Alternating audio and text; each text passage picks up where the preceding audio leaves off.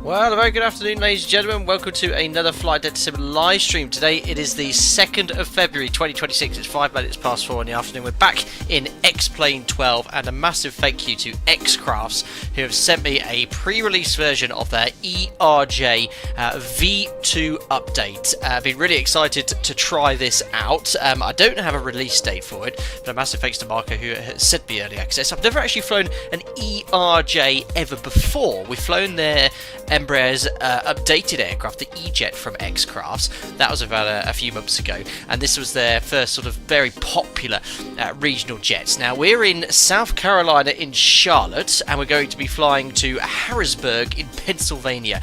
A flight time of 1 hour 20 minutes. We're flying as an American Eagle. I'm not so sure. It's an American Airlines American Eagle via a subsidiary called Piedmont. I think, of course, it is Piedmont 5880. So we'll have to see how we get on. I did a little test sector a few days ago.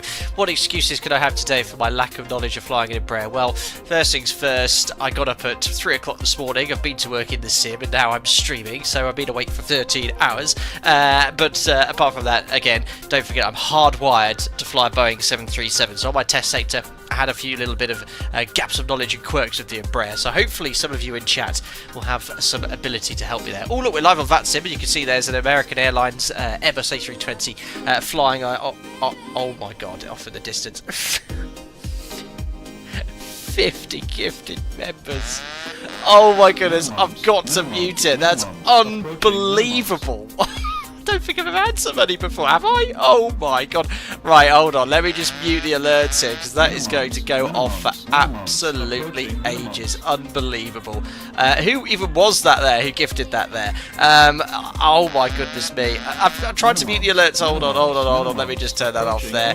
Arctic Sim Guy, welcome as a member. Unbelievable. That's completely thrown off there. That was from Thomas Lurs Z10. You just gifted 50 members of the channel. That is a significant amount of money. So I don't know what to say to that. Thank you very much for your generosity straight off the back there. Unbelievable. Right. Whilst I've been completely thrown off course there, I'm going to take the opportunity to zoom on in towards the aircraft here. Like I said, a massive thanks to X-Crafts. All I can see in chat are people that have been gifted memberships. I think there's about a third of the people here that have been gifted memberships. Unbelievable. Well, let me try and scroll through all of this. We've got Isaac Aviation in here. Hope you're doing well. Moen93. I think in those gaps I can see here Dan Durrani. Hope you're doing well. It's pretty common for regional routes being operated by a smaller airline with support from the majors. Absolutely. I think in America they've got lots of little regional airlines and the majors flying these sort of aircraft. So, of course, the Embraer ERJs is a very popular aircraft here as well. Mike Photo, hope you're doing well. Steve M4005, Hayden G Robbins, I can see you here in chat as well. I hope you're doing very well. This is just stock X-Plane 12 guys with X-Plane map enhancement, XA Snow. Looking really, really nice X-Plane 12 here today. I can't believe it. Thomas Lurs, Z1O, I don't think we've ever interacted with you on Discord either. Thank you so much, incredibly generous there. And D Tanny, hope you're doing well. D2 Annie, Matty7995, that's amazing. Fair play for gifting so many, very, very generous. 0321 short, just a bit fatigued. Plane we never flew before, the 1.5 hour flight ahead of us. What could possibly go wrong? Yes, I don't know why I've decided to stream today, but I am on standby tomorrow. So basically after this stream, I'm having dinner and then going to bed. So yes, I did have a little snooze before. John Grayson 3438. Well, Alpaca be ordering some of these jets. Absolutely, we'll be going and picking up lots of used ERJs for our regional fleets around the world. I hope you're doing very well today, indeed. So yes, like I said, a massive thanks to X-Craft for sending me this aeroplane. We'll get a little closer look at the external model. We're not on any time pressure today. It's really, really nice, and some of the X-Plane aircraft, the external models probably aren't as the higher quality as you'd find in aircraft in Microsoft Flight Simulator, but it looks really, really nice, the external model here. This is the E145 ERJ, so a 50-seat aircraft in a 2-1 configuration, and it burns about half the amount of fuel that the 737 does, but you can see here we have the probe covers on, all the pitot tube covers on as well. It's a lovely day here, cold but clear, and it'll be like this for the rest of the sector too. We're going into Harrisburg. The reason I chose this sector, this is flown by the ERJ every day by American Eagle, so it's quite a popular sector. So this is a little Category B stand which fits the E145, which is very nice. So yeah, what can I tell you about this add-on? So it should be available very soon. I've got their getting started guide as well. Thanks to Marco, who gave me some pointers for this aircraft. But essentially, it's an update to the flight model, the quality of the exterior models as well. The tablets had some refinement too. There's some real live ERJ pilots who have streamed this on YouTube, so go check out X-Craft, their YouTube channel for those as well, so you have a much better idea of how to actually correctly follow this aircraft. It comes with a little checklist guide as well. I have actually downloaded an X checklist for this aeroplane too, which I like following to ensure that we're sort of flying it as realistically as possible, but I'll try to interact with chat as much as possible as well. John Grace says a question for Chat and Sam: if Alpaca Airways had a base, where would it be? It's a worldwide airline, it's based everywhere. So look, one more shout out again, thank you Thomas Lurs, 50 gifted members today, unbelievable. Right, anyway, let's zoom on in towards the cockpit, which is completely cold and dark. I am live on VATSIM, but right now it's about 10:30 in the morning here in South Carolina, so we'll have to go from there. Sasha, you've just gifted a member. That won't pick up because I've just muted the alerts, but I can turn that back on now, which hopefully it would have timed out all the other alerts. But thank you very much for your generosity there. A gifted member coming in from Sasha. That's most kind. I hope you're doing very well on this cold afternoon in the United Kingdom. Thank you very much for your generosity again.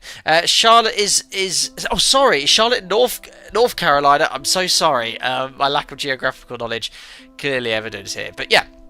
Here we are, completely cold and dark. Really nicely detailed cockpit. You get some fantastic details on the control column. This sort of V-style, Concorde-style control column, indeed. I should have actually spoke to Mike, one of my friends and moderator of the channel, who used to fly the ERJ 145 for the now defunct British Midland. But he's about 6'4", 6'5", and I remember him telling me how cramped it was in here. I could see how incredibly difficult it would have been for him to sit in this airplane. But yeah, it's a really nice cabin. We'll have a little look at that en route. There's the 50 seats, the 2-1 configuration, quite unique, and there's still plenty of ERJs flying around. They obviously have the updated Embraer E-Jets, which I have flown before, and I look forward to flying again, but we'll have a bit of a cabin tour later on. But yeah, really nice, a little bit more automated than the Boeing.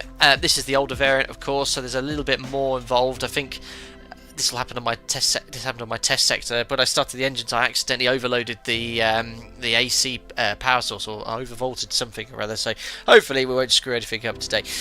Steve, I was always liked British Midland food. Was always better than usual. Ah, yes, well, long gone now, unfortunately. But here we are in, sorry, not South Carolina. Why did I say South Carolina? I think there's a. No, I made a mistake. It does say North Carolina on my app. But there we are. Charlotte, North Carolina, flying overhead Charlotte. So we have been here before. And then flying past Washington. That's our alternate. And then obviously to the west of New York. And here is Harrisburg. I would probably never have flown here before if it wasn't for Flight Radar saying that there's loads of flights with the E145 between these two airports. But it should be a lovely sector. We'll take standard block fuel. Nice weather en route as well. Seems like the worst of the snow and storms have passed these neck of the woods as well. Nice to see you in the good sim again, said Demon Trader. Yes, well, X-Plane 12 is always had a soft spot for, so I'll always use this on Microsoft Flight Sim 2024 moving forward. Right, let's get the aircraft powered up. So I'll bring up the X checklist, which I like to follow along here. We can open up the GPU, open the forward passenger doors, get rid of the ground objects and engine covers, so it looks like for a passenger boarding it hasn't been parked for absolutely days on end, but we shouldn't need to de-ice. It's completely clean wing. I love the little shake after it's open there. So we remove the engine covers, ground objects and flags, doors and windows, aft cargo we can open up as well. GPU's already connected, attached to jetway as appropriate. These X checklists are great. It looks really old school, but they follow their real world procedures really accurately. So have I meant to have already turned on the aircraft? No, I think it's just pre-flight checks first. So just before I do anything here, you've got full sim brief integration. So if I go here to weight and balance, request the company load sheet, there we are. We can view the load sheet as well. We can load the plane like so, and that loads the minimum block fuel from the operational flight plan. So we've got 2650 as our minimum block fuel, 2650, and that's now loaded into the airplane, as are all the passengers. So we've got each zone has the required adults. It totals 50 passengers basically. So we've aircraft's now loaded, and we can now power up the aircraft here as well. So yeah, good old X-Plane 10 graphics, I know, but it's such a nice little utility to have in the sim. So battery 1 and 2 can now be turned on. So there we are. So battery 1 and 2 to auto. Well, we have some electrical power. Okay. Oh, there we are. You can turn these off. So at the moment, you got some little tooltips which are useful. It's a new update with the V2 X-Class ERJ, so you can see what's going on in the background. I have it on at the moment because it's quite useful if I've forgotten anything. So the IRS alignment is ongoing. We'll dismiss that message.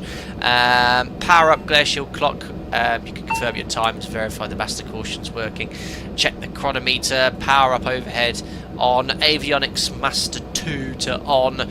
I did do a test sector a couple of days ago, but I've already forgotten where all of the switches are. Oh, avionics master, there we are, 2 on.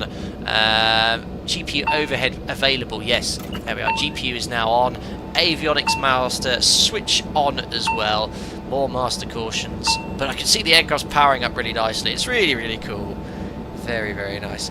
Is this the same flight deck as the E-Jets, or is it slightly different? I think the E-Jets got rid of some of these buttons. I can't remember the weather radar controls, for example, being on the glare shield here, but they'll have to look into it or compare the previous aircraft streams we did as well. V Skychep, I hope you're doing well. Harrisburg, that nuclear accident in the 90s started a chain reaction in checks and controls developments globally for nuclear powers. Is that where it was? I've heard about this. Hello, Dougal McTavish. Nice to see you around these days as well. Welcome aboard. Right, takeoff performance calculation. Calculate takeoff performance in the EFB. Okay, it's doing it a little bit early, but we could do that now. So, takeoff performance. Charlotte, we're departing off runway 36 right. That's what they're using in real life. We'll use TO1, flat 9, wind. You have to put it in manually. It'd be nice to have some sim brief integration, but not to worry. Let me bring up the operational flight plan. So, Charlotte, weather. It's 0 wind. It's a beautiful day. So let's just put 0. 37560, that's fine. Temperature, it's -1. I was in Krakow yesterday, it was -13. It was absolutely freezing. I was line training and I had an excellent student. First time exposed to winter operations and proper remote de-icing, did a fantastic job, really assisted me. But yeah, nicely thrown in the deep end after my annual leave. A QNH we can convert to 1026, obviously they're using inches of mercury here. So 1026. Alright, compute. So you've got an inbuilt takeoff calculator, there we are. So obviously the performance of this aircraft, nice long runway here in Charlotte, no issue at all. So we'll send that to the PFD later. Actually no, it's independent to the FMS, isn't it? So if I press send to PFD, there we are. So all the V speeds are set already, and you'd have to otherwise, if I hide the yoke here, manually set the speeds here. So you'd go to MFD menu speeds and manually set them as well. So that's all sorted. We'll come back to that later. So put all that in, press send to PFD. That's the beauty of these X checklists. Obviously, in a desktop simulated world where you're in a multi-crew aircraft, you have to do everything on your own, and it accommodates you by doing. It accommodates the aircraft and the additional steps that you need to do in the add-on to sort of get the aircraft configured. Right, cockpit safety flow, pilot oxygen mask test. So we can push that here. There we are. Oh, I've opened my window. You can do that too. It's a bit of an awkward click spot, it would seem. Where's the... That'll do. There we are. Cockpit overhead CVR test. So that's up here. That's completed. We've got the status screen light on. Overhead essential powers configured. Bus tyres are in auto. The attend call. Where is this button? I couldn't find the attend call for the entirety of my test sector, so I'm not going to find it now. If you guys see the attend button on the overhead panel, let me know and I'll push it. Let's do the fire test. Hold that down. There we are. Got the fire warning lights, engine 1 and 2 fire, baggage smoke, and APU fire light illuminating. Opens window, tablet falls out. Unbelievable. Well, with those 50 gifted members, I think pretty much everyone in chat is a member today. Hope you're doing well. Thomas Lurs, you're in Argentina. Oh, wow. Well, thank you very much for your incredible generosity again. And 33 is considerably warmer here as well, in the UK and in Charlotte, North Carolina. Unbelievable. Right, if you find the attend button, let me know, guys. Fire panel test is completed. Fire test verified. So, gust lock. Slide to the intermediate position. I had issues with this on my test sector as well. Slide to free position if not automated in settings. So, slide. Is that in the free settings? I don't know. Pull for 10 seconds, then release. Oh, crikey. I'll have to remember how to do this. This is so embarrassing, guys. There's all these little quirks here, but gust lock. Slide to the intermediate position. And obviously it stops the first thing. Takeoff. No. Yeah, Oh my gosh, I got... Yes. I think it's not happy. Gust lock. Yeah, it's not happy with me advancing that. I think after I started the engines, it allowed me to completely unlock it. But I think there's something in the tablet you can do to let it do it automatically. But we'll come back to that.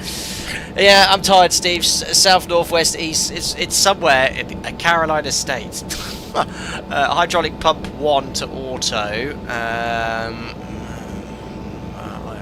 Hydraulic pump 1 to auto. E-luck pump 2 off.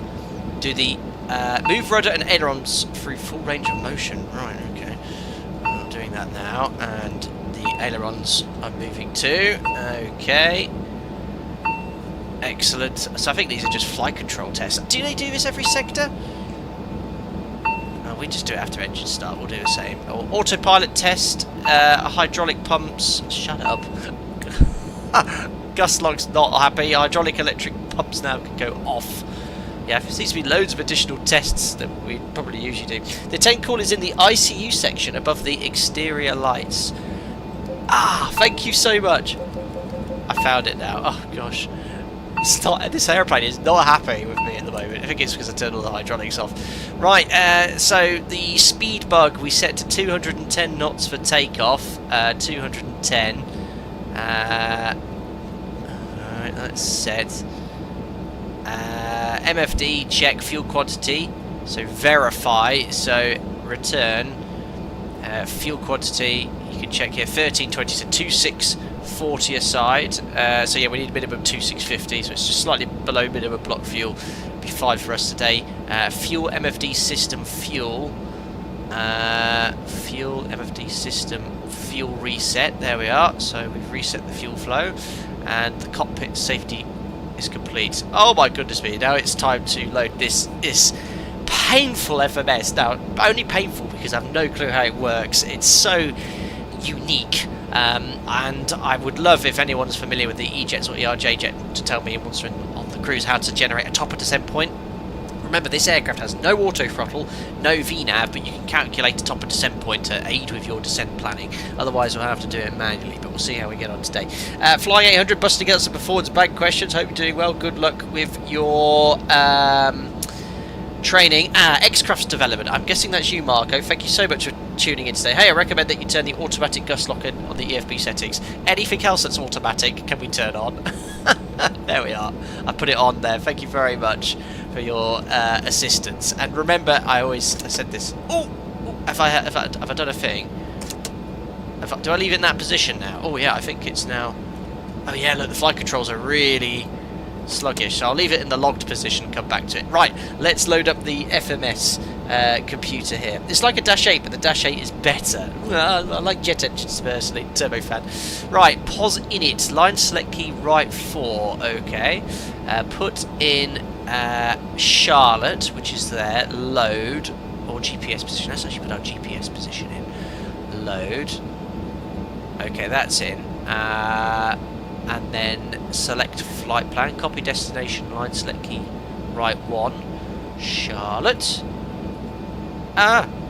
Load flight plan. Oh, there's the one I downloaded earlier. Activate. There we are. I've put my flight plan in from SimBrief. Charlotte 36 right.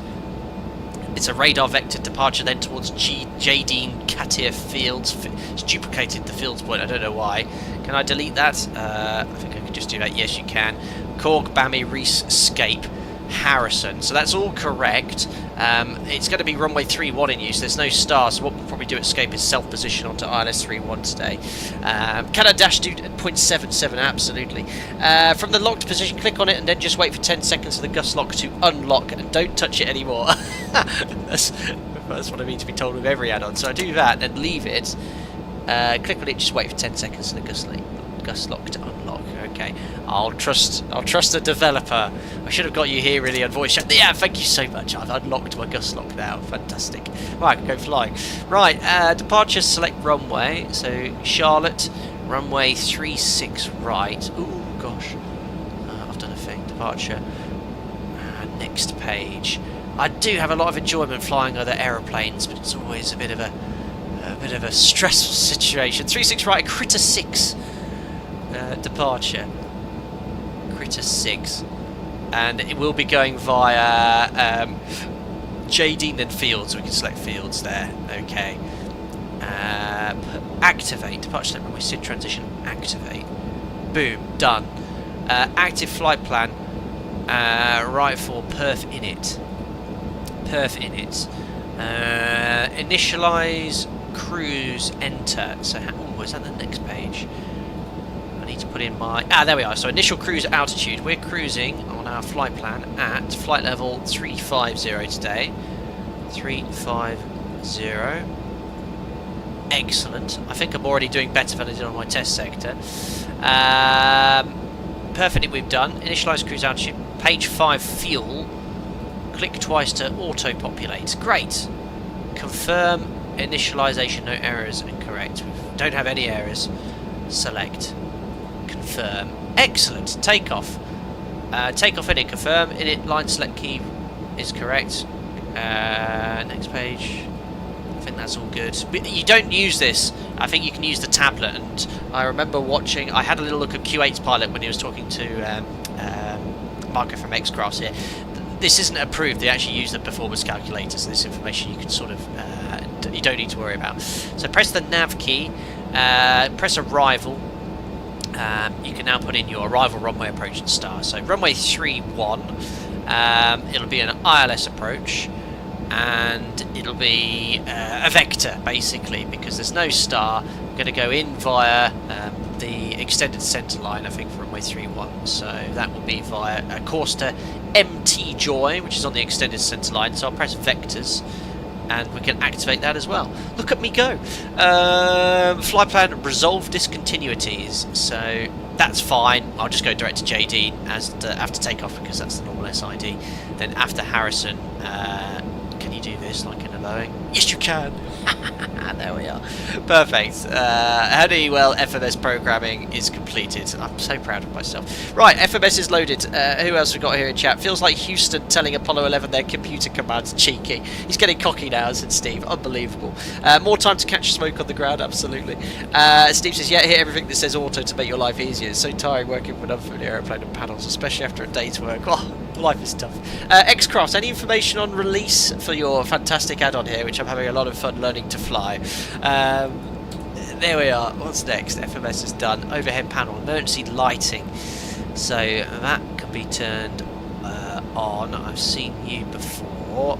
They can be turned on. Where's the emergency lighting? I'm so sorry. This is really embarrassing.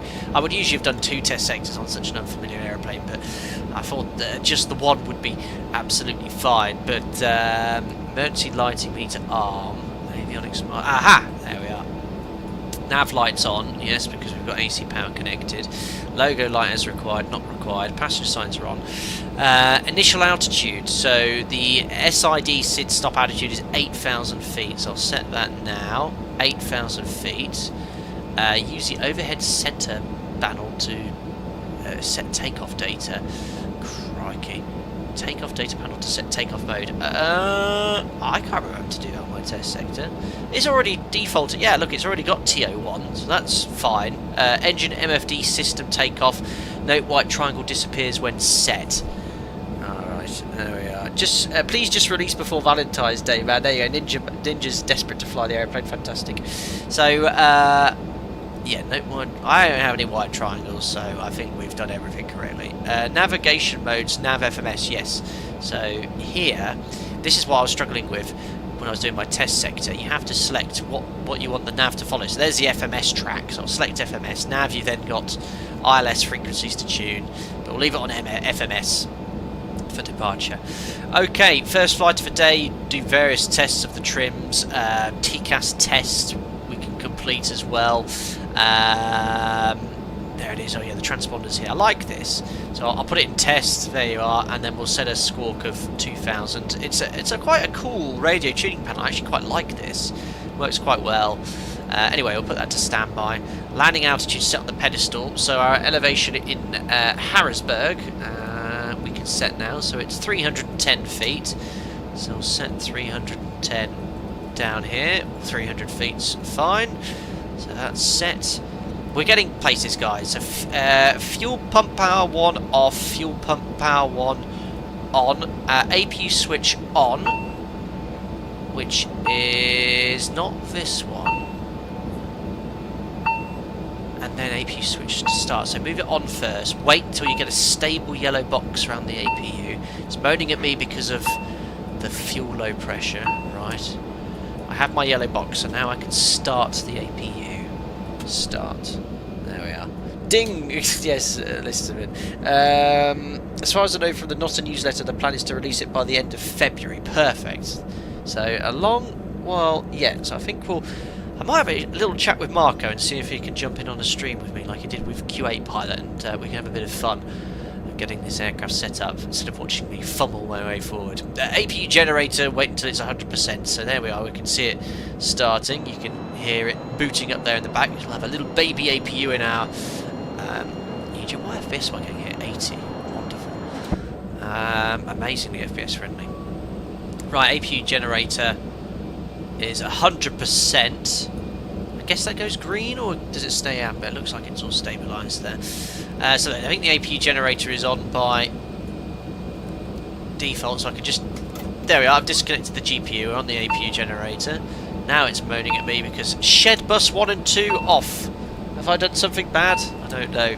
Right, I've set it up. Terrain radar's off, altimeter's set, so the weather here, there's no ATC, and we can set the local inches 3030, which is, you do using this here, look. It syncs with all the other altimeters, which is great. Right, altimeter's set, hydraulic pressurization panel in the auto position. So hydraulic is here. Auto, perfect. GPU push available, disconnect. And we're ready to start the engines. Now, I don't know if the devs here, Marco, I did this last time and it was moaning me about shed bus 1 and 2 being off. Do I have to turn off the hydraulics to start the engines? That's my question. Fuel pump power 1 and 2 to auto, this is saying. Air conditioning packs 1 and 2 off. APU bleed on, which it is.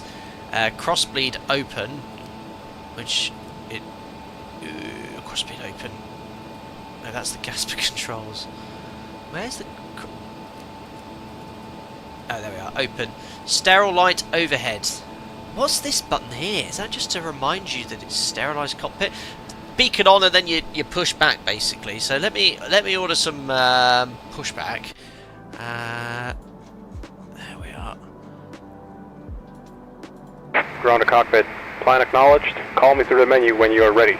Ground to cockpit. Tow is driving up. So whilst the pushback comes, we'll talk about the departure, which is going to be reasonably straightforward. So we're on VATSIM here. In real life, they're taking off and using the northerly runways, so a bit of a taxi out, guys. But pushback face east. We'll go out via Charlie 10 gate, and then we'll go all the way down Charlie for runway 36 right, and it's a whopping long runway here. So that's that, and the SID is very straightforward as well. So for departure from Charlotte, runway 36 right, climb on heading 003 to 1260, and then make a turn onto a heading of 025. So that's basically only 500 feet above the ground. We'll go heading select 025, which takes us sort of off in this direction. Okay, all doors and hatches are closed. Ready to connect. And then when I have capacity, I'll somehow route direct to JD, which is probably what ATC would give you. HMS Deering want more runways than Heathrow. I know, it's an absolutely classic American airport where they have so many runways. It's a huge airport, Charlotte. I don't know. Winching strap and adapter in position. Release parking brake when ready to start pushback. Oh, he's strapped me in. There we are. So very nice. I think we're all good to go. Right, I think I'm going to have the same issue I did on my test sector where I had too much electrical power and it wouldn't start the engines, but let's see what happens. Right, red beacon on, transponder to TARA apparently. Okay, we'll just follow the checks. And engine empty, ELEC, check all your systems basically, so hydraulics, electrics. It's all modelled, all these systems, really nicely, but it's all working A-OK, I hope. Zoom in on the scale there, and there's the vector, which is that white line after departure. Okay, power plant start. Well, let's release the parking brake. Oh my gosh, where am I oh yeah, I'm getting winched on, that's why. Do they genuinely use these style tugs? A winch strap? Is Charlotte one of American Airlines hubs? Starting pushback. When inherited from US Airways? Most likely. There we are. Pushing back, 5 minutes late. There we are.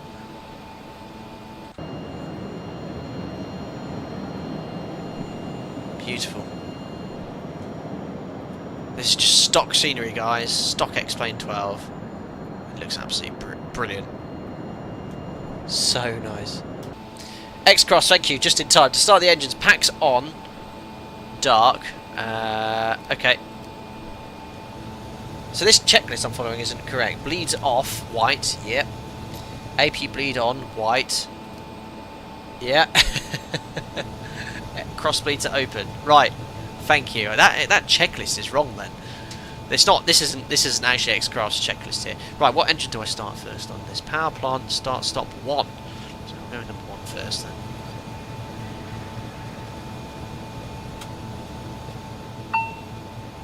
Oh yeah. I'm doing something, and I've got APU gen overload. Well, it's starting the engine by the sounds of it. Very Airbusy. Look, it's got the orange line as well. I mean, the texture quality is fantastic. Oh my goodness me! What are they? Birds, guys! X-Plane 12's invisible birds. I have the shadows, but no birds in sight. What is going on? Operation complete. Set parking brake. Scary. Right, parking brake. Oh no, that's a speed brake. Ugh. Set. Alright. Disconnecting tow. Stand by. Looks like a good start at engine 1 anyway. You don't have to do anything. Close the guard and starting engine number 2. There we are. Birds demanding a raise. Ooh, did I close the guard? There we are. What are these? Are these some sort of either vortex generators or something to sort of persuade the airflow to go in a certain direction? It's probably something to do with handling, because I don't think this aircraft has leading edge devices. It's only trailing edge flaps.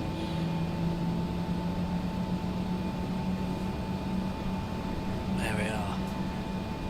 Oh, it's disconnected. I'm flying a different airplane. Has been removed. Hand signal on the left. We'll see you next time, and have a safe flight. First time on an ERJ, and I've been streaming for 7-8 years. Unbelievable. Vortex generators, Roger. Very good. Alright. We've got 2 good starts. This thing burns about 200 kilos an hour per engine on the ground. These birds everywhere. I don't know where they are. There's just loads of shadows of birds. Right, do I dare follow this checklist anymore then? Right, shed bus auto, APU bleed, default is out. So I probably want to turn it off like this. Is that correct? APU off. Oh no, you don't turn it off. You press the stop button first, then move it to off later. Bleeds on. Cross bleed to auto. Flaps them to 9. Just watch the flaps extend. There you are. It's a very high, very low flap setting here. Oh gosh, yes, I know the NG has vortex generators, but these ones are massive. Look at these. They're like, looks like they're meant to be holding sidewinder missiles or something. I don't know. Flight controls. Let's try those out. Forward, back, left, right. This is something I noticed X-Crafts as well. I had this on other add-ons like the Flight Factory aircraft. Look how it takes a while for the sort of flight control to update, and I noticed that it's a bit sluggish. The aileron's moving as well. So if I go full right, look, it takes about a second and a half to update. But I didn't really notice any handling issues like I did with the Flight Factory aircraft. But they updated it to move quicker. But otherwise, it seems to handle nicely. So, right, flight controls. Oh yeah, rudders, full right and full left. Perfect. Taxi light on, which is here. Flight controls are checked. APU switch we can now move to off, having stopped it. Release the parking brake and off we taxi. So yeah, I just forgot one more thing. Auto ATC, so there's no ATC, but please squawk 3304 in case ATC comes online. So 3, I think it's already set up on there. 3304. Perfect. Right. Parking brake released. No takeoff config. Okay. So there's a button, isn't there, to push to test that later. Oh, I know what it is. Trim. I've not set my trim for takeoff as I taxi out. Where's the trim indicator? There we are. I'll put it somewhere in the middle. I think we're fully configured for departure now. Don't. Oh, sorry, CTAF. God damn American fatsim. CTAF. I'm just getting the tower frequency. I've got a million tower frequencies. Is it tower? Oh, on tower 36 right, I guess. 1181. 1181 it is. So we'll press that. 1181. Beautiful. No, assume 1264. Oh, I did this .ctaf thing on that, so it didn't work last time. .ctaf KCL. Ah, it's probably because I didn't put that in. CTAF KCLT. Have I done that? Why is that not working? Is that because I put it in capital letters? I'm trying to taxi an airplane as well. Dot. All one word.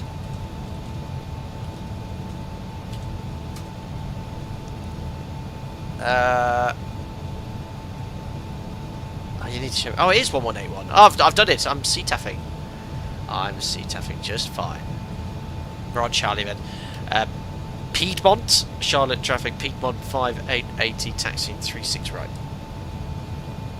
Oh, it's in the private message. Write it in messages. Got you. Not enough parameters. .ctaf KCLT. Ah, got it. Thank you. I did a thing. Yeah, what American 947, clear of runway 36 sensor, climbing flight level 380 on the Bobsy 5 departure, Nashville transition, final call. Perfect. Oh, he sounded very professional. Well, off we go. I can do my beautiful taxi out. This is a cool looking aeroplane, isn't it, the ERJ?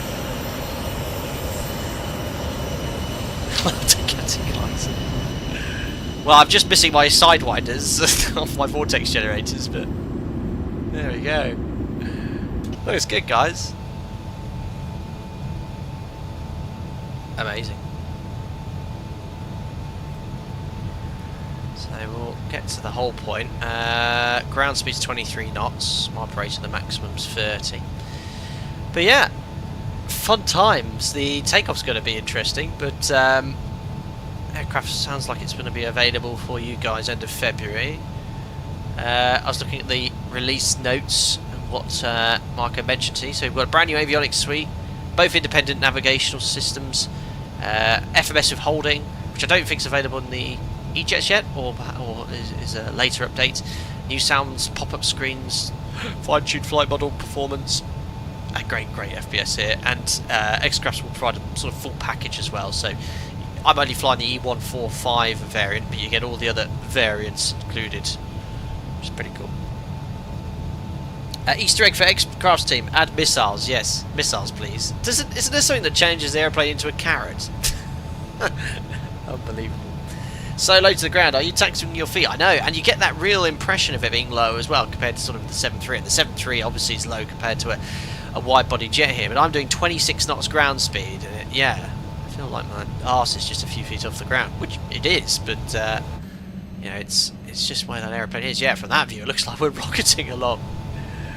There we are.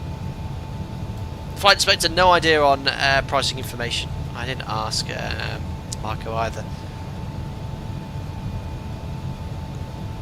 Excuse me. Okay, so whilst we're just approaching the whole point here, we best just do some checklists. So, takeoff thrust rating is TO, flaps are set, strobes, well, we're almost on the runway. Let's turn those on now. We only usually do that one lining up. Taxi light one's off, landing lights on. Oh gosh, no, all right. Next left's whole point. Ice protection windshield on. A tentacle, now I know where that is, I can push it. There we are. And we do the takeoff config check at the whole point. We'll just wait here. It's like driving a go-kart, I know. Let's do the takeoff config warning check. Takeoff okay. Takeoff okay, ladies and gentlemen. We are configured for departure. Resolve issues? No issues. Oh, I know what I forgot to do though. Update the heading bug. There we are. So just make sure no one's on final on that sim. That would be embarrassing. Live traffic. Perfect. It looks like there's someone behind us only. Perfect, there we are. So let's line up on runway 36 right. Do I say Charlotte Traffic still or Charlotte Tower with CTAF? Not sure. Charlotte Traffic, Piedmont 5880 is lining up departure 36 right to the north. Okay. I've done my CTAF requirements. Let's have a look here, lining up. So heading burger line, start laps timer, press the toga button, which I've assigned to my control column already. So if I push toga, there we are, roll and pit is selected. Oh, I'm going to press it again. There we are. And then we take off. There's no auto throttle. Gear flaps, yaw damper on, strobes off, and then thrust rating to climb, autopilot, yada yada yada. Bug up. There we are. I think we'll be okay. Charlotte traffic is created. Perfect. So just like you would on Unicom Advisory. There we go, guys. So here we are, lined up on the Embraer. So remember, I don't fly this airplane in real life, so I'll try my best to fly accurately. Toga's engaged, and I'll do some sort of little bit of a manual handling. So remember, 1,260 feet, we'll need to make a right turn heading 025. So probably actually I want to go heading select instead of nav for departure. There we are, heading. And I'll bug the heading, sort of clean up, and then we'll get the autopilot in and then route direct to JD as per the departure. Right, Toga's in chat. Is it an automatic elapsed time? I don't think it is, so I'll press that button. I presume my elapsed time has started. I'll press that button as well. Yes, many timers on. Right, wish me luck, everyone. Turn the sounds up. Right, engines are spooling. No idea. Oh, target N1's 85, right. Set takeoff thrust. No auto throttle, remember. Oh yeah. Bit more thrust there. 85% set. Takeoff thrust set, indications normal. Airspeed to life. 80 knots, release forward pressure. Very happy with my thrust setting. Look at that, 0.1. Traffic, contact 2477, line up runway 36 right. V1, rotate. Whee! Hey! Pause the ready to climb. Gears up. Why is that not working? It worked on my test sector. G. There we go. Little Fly by.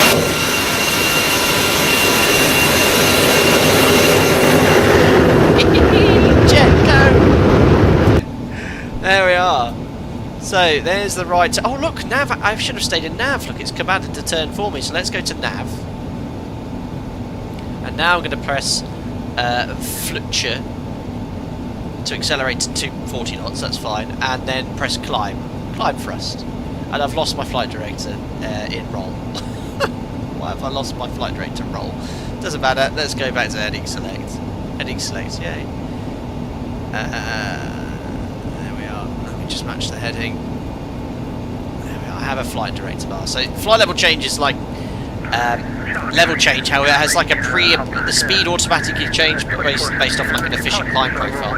So flaps up. Auto throttle's called the FO. I find the flight directors on this very twitchy as well. So look, if I go, I'm bang on the heading, but if I go slightly right, there's a massive left turn command and vice versa. There's 240 knots. So it's going to hopefully start pitching up to command 240, which it is. Alright, cool. 240 knots, clean, in trim. Let's engage the automation. Autopilot yaw dampers engaged. And we're climbing on the approved heading from Charlotte, and then we'll do the after takeoff checklist up to 8,000 feet with 4 to go. Alright, so thrust rating, pedestal set, autopilot, glare shield, nav heading and speed is required, climb to just 240 knots, which we're doing. I love it. It's great. Alright, after takeoff checklist complete. Right, I'm just going to hide the yoke. Let's now increase the zoom on my ND. And we'll just go right to, direct to JD as per the SID. So if I go here, flight plan, feed the yellow, nav. I'm doing things. LNav engaged. I'm just an incredible Embraer pilot. There we are. Right, we'll give ourselves continued climb. 8,000 feet's coming up. Altitude cell. Flight level 350 today. So yeah, flight level change, which I'm in now. There's sort of 2 pitch modes. You have VS, which is very self-explanatory, and FLC. And in this one, it will just basically, what you'll see when we pass flight level 100 or 10,000 feet, it'll automatically accelerate. There we go. I'm Embraering. Fantastic little add-on. Got a clean wing as well. Snowy North Carolina. Alright, so don't forget when you select climb to adjust the thrust, because there's no auto throttle. There we are, 83.9. Forgot about that. So used to having auto throttle, perfect. Right, so passing 10,000 feet, it'll hopefully adjust the speed automatically. Slowly, there you go, see the blue bug automatically increasing? There we are, Kieran, the reason you can't accelerate to 250 below 10,000 is because the windscreen isn't strong enough to absorb a bird. Brazilian plane. And fair enough, in the 7.3, if we have a window heat issue, then we have to turn it off, or it's not on. We have to keep our speed below 250 knots. Right, heading bug match, and it's climbing up to its econ climb speed. Right, I'll set standard. Passing 108.350. After takeoff checklist is done. Let's do the pre-cruise check. So lights off, APUs off, pressurization. Performance in this is amazing. Cabin altitude 600 feet. Diff pressure is 4.8 psi, so we're definitely pressurizing. Set, belts off. I have nothing on my systems here. Jet's complete. What's the climb performance compared to the 7.3? I mean, obviously this is a 20-ton aircraft as opposed to this is fully loaded 20-ton aircraft. Fully loaded 7.3 is 75 tons. It's comparable for sort of its size and the size of the engine, so I'd say it's very similar. No need for XPME with all that snow. That's true, but I'd have to say with the way it works with XPME, it looks great. There's a noise outside. What a racket! It looks like it's not compatible with the volume control and the volume there. Sorry, guys.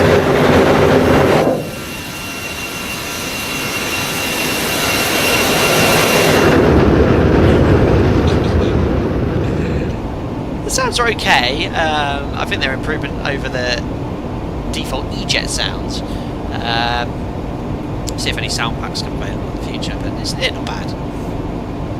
Right, X-Crafts in chat. Marco, you still here? How am I doing? Am I doing okay? Pardon, who? What? Yeah, I guess you didn't hear me talk out there. Being so loud. I'll turn the sim down slightly. Oh, there we are. How's that? 270 knots is the econ climb speed. I love the little heading sync button. Just press that as you go along. There we are. HMS Dairy 1, XPMA XA Snow Combo is absolutely incredible. It's nice. X-Cross, you did a thing! I did! I didn't just jump into your aeroplane, although it did look like that during the setup. I've replicated this sector already before I demonstrated it to the lovely people in chat. But yeah, it's your video tutorial from your real ERJ pilot was very useful. I had a quick look at that too, so I have a real rough idea of what to do. But that's as far as I'll go. Right, hopefully I'll get this. I think this FMS will it now show a top of descent point? It doesn't have VNAV, guys. So you have to manually manage it. But I think now, because I've put the correct cruise in, it will show us a top of descent point based off a sort of a rough target rate of descent. Dynamo seen a 1.5 out of 10. Thanks. That's a TV version of Mad Dog. Kieran, my first flying job was one of these in Scotland, but unfortunately I moved to the 737. Unbelievable. Before commencement of the type rating, would have loved to go. Well, I'm sorry to hear that you unfortunately had to move to a superior aeroplane. There we are.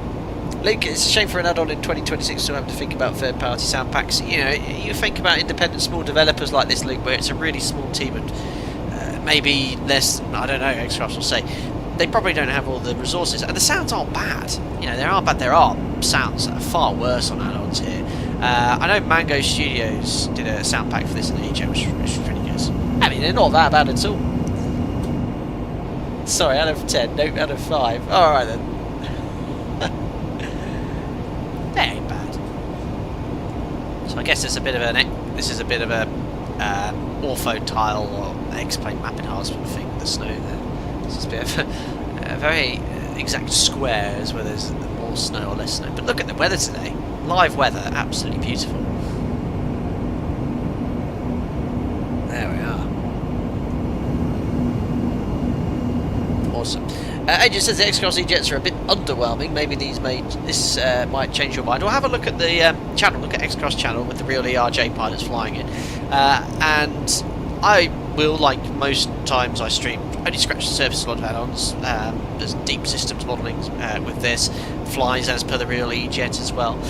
Popular aircraft amongst airlines. I don't think there'll be one as well modelled as this in any other simulator. Centre control of this route goes through my airspace. You should hit Reese at 15,000. When you put the ILS in, it completely messed up the initial vertical profile it had calculated. Ah, okay. I'll have to see how we get on. I did a test sector onto 3-1 and I sort of self-positioned. I could see X-plane was sort of flicking around which ILS was in use, but it seemed to all establish nicely. ETA then, how do I calculate what that is? Like a progress page, there is. So yeah, 1 hour 2 minutes to go, 372 miles, fuel on arrival 2.8. That's quite a lot of fuel, I think. I didn't take any extra fuel. What have we got on board now? We have... where is the fuel quantity? That's alarming. Can't find that. Systems. That's reset fuel. Return. Where's the fuel quantity again? Fuel quantity. Oh, that can't be right. Have I found a bug? Fuel quantity. I mean, I only took 2.7 tons, and I'm down to 2.2 now. This is showing fuel arrival 2.0. Oh, it's in pounds. It's pounds, isn't it? Damn pounds. How do I change X-Cross this into kilos? Because I did change the tablet settings to kilos. So this is all in kilos. But unfortunately I'm stuck in US pounds in my FMS. Outrageous. So 2.8 pounds on arrival. Divide that by 2.2. That's going to be pretty close to what we're expecting.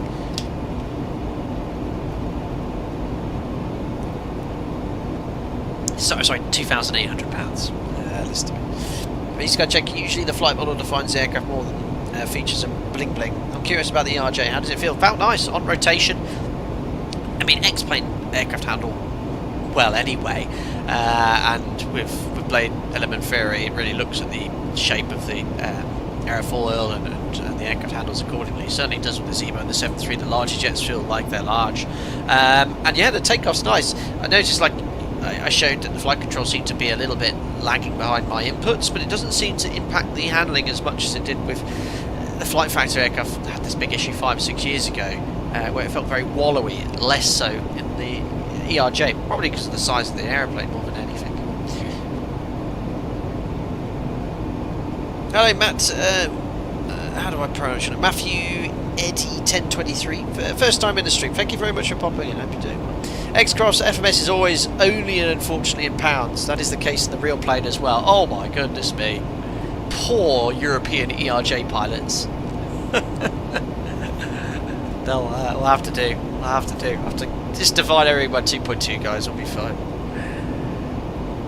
There we are. Thank you, Domino, who did my work for me. There's the pricing information. So yes, you can either buy the full family or each individual jet for those prices here.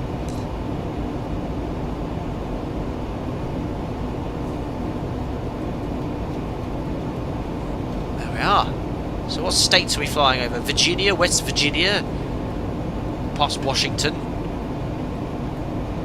Is there a lot of snow? Oh yes, I know, I've been seeing in the media that there's been a lot of snow around here.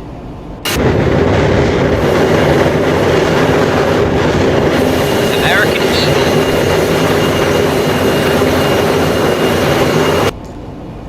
Matthew, and he says, oh, you're a real pilot of the 737, unbelievably. Yes, although based off my not so stellar performance, most different aircraft, it's very doubtful that a lot of people actually believe this claim. But alas, I do in fact hold a 737 type rating. Not only that, someone's given me a TRE and TRI rating as well. Country Bala, is that West Virginia? Ace Airstream, how will the ERJ experience compare with the CRJ2 from Aerosoft? Yeah, I've not flown the CRJ in Microsoft Flight Sim much. Aerosoft's add-on here. Has that received any updates recently? I know it got a big update about a year ago. I find it's not so much Aerosoft's fault.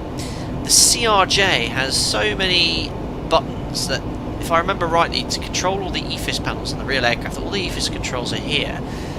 So Aerosoft have got a challenge in the fact that to manipulate all the displays and screens, you've got to use the controls here whilst the screens are there. And that's not Aerosoft's fault, that's just how the aeroplane is. I wish Aerosoft had like a little panel which could come up there as well. So, you know, aircraft like the 737 to have the EFIS panel here to control the displays. You can keep displays on a screen. For desktop simulator pilots, it's easier to manage, whereas I always found the Aerosoft with the sort of small displays, which the real aircraft has, and the controls, quite a challenge to fly in a sim. So that has actually sort of put me off in a way. But yeah, I think it still develops. Right, passing 30,000 feet, flight level 350 for the cruise. Now, my operational flight plan there's no X-Crafts ERJ profile. There are ERJ 145 profiles. They have been going quite quickly. A decimal 7.6. Is that a bit fast? What was the typical cruise speed? I think I had it written down that it typically cruised at Mach 0.65, but they've got me flying along at decimal 7.6 here. Dan Durrani, you know what? When I was just mentioning the Aerosoft there, that was exactly what I was thinking about. The IXEG, based off the 737 Classic. The 737 Classic EFIS controls were on the pedestal, and obviously you had the displays were on the ND, and what they did, they had a little pop-up panel so you could manipulate the controls and the ND would pop up on screen, which is a really nice feature, actually. 2 tons, an Alpaca 738 en route has overtaken you. That's predictable. It's a far more superior aircraft with better performance. What do we have there? Oh yes, there it is. There we go.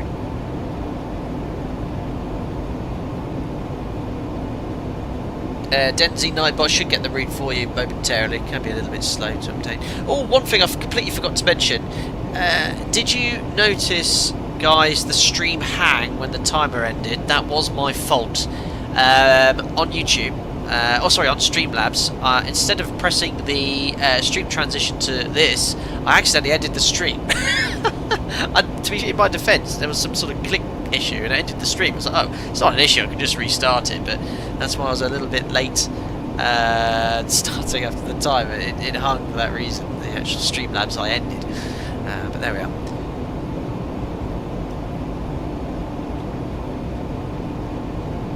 I've completely forgot to mention it. I was a bit flabbergasted by the 50 gifted members. Right, we're hauling ourselves up to flight level 350, airborne now for 15 minutes. Pretty good climb performance, actually. Skill issue. Professional streamer, yep, that's me. No, it wasn't YouTube doing its thing, it was me doing my thing. Scenery looks amazing. What's FPS right now? 80. I'll take it.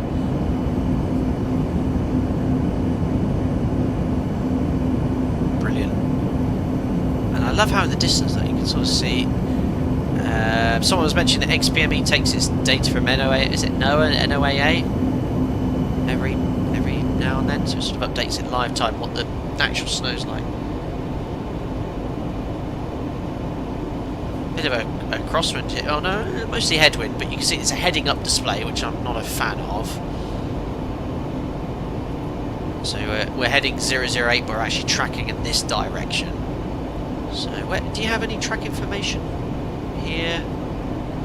I think, oh yeah, the little pink triangle is your track, isn't it? So we're tracking about 017, so about 9 degrees of drift. Inbound to fields.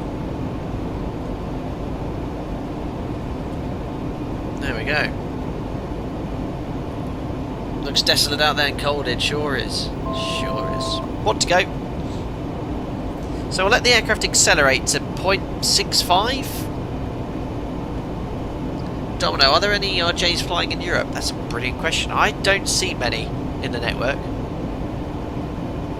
I think it's mostly in America, a lot of the regional... I mean, obviously they make the... I see a lot of E-jets, the updated ones. But not many ERJs now. Logan Air fly them, there you are. So they're operating them as well. A lot got rid of them, same with Luxair.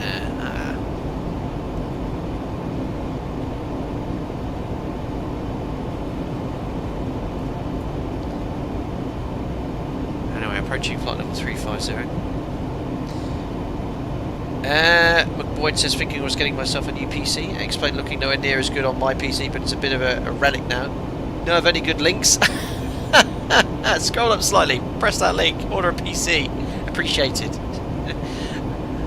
I'm on a trial period with Chill Blast at the moment, who built my PC, and they're very curious as to what I can bring to them in a sort of marketing fashion. So they gave me a little discount for this build, which I'm very grateful for. And if you click that link, even if you don't order a PC, guys, it helps them expose. And I'm hoping that at some point they'll give me a discount, which is probably quite a difficult thing for PC manufacturers to do at the moment with PC component prices skyrocketing. But check out Chill Blast if you wish to have a little browse at what's available. Do you get notified if someone orders a PC via your link? Yes, I do. And Chill Blast sends an email. And if someone was to order something, I get a very small amount of commission. But I'm not pushing for that. I'm not that sort of content creator. I'd like to ultimately be able to offer you guys discounts. So things like Chill Blast, Contrail, who gave me some vouchers for the charity stream the weekend previous, they had an affiliated program, and all I was interested in was getting you guys a discount, of which I can, amazingly give 10% off any order from Contrail, and of which I do receive a small amount of a little bit of commission for that affiliated link. But I'm only interested in getting you guys a discount. Seriously, that's what I'm always interested in. Right, anyway, we've levelled off. The aircraft's accelerating. Let's select cruise as the thrust rating. Oh, you can actually see it reducing the thrust slightly. And let's accelerate. I don't know.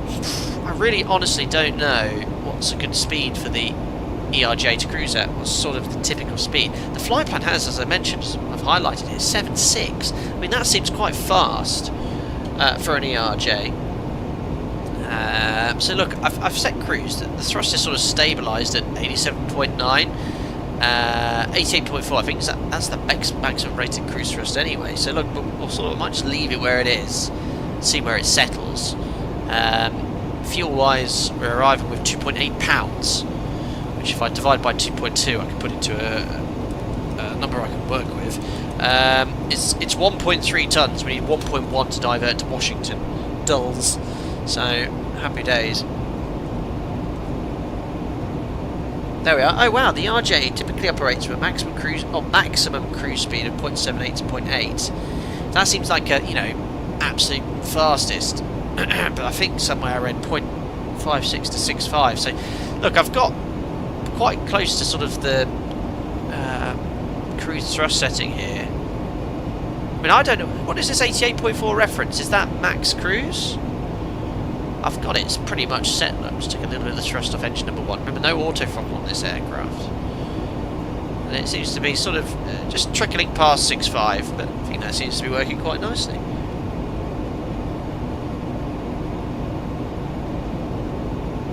.73 down to Ronnie. Okay, look, I'll leave it there now. I'll just leave it, let it trickle up as long as it doesn't go down.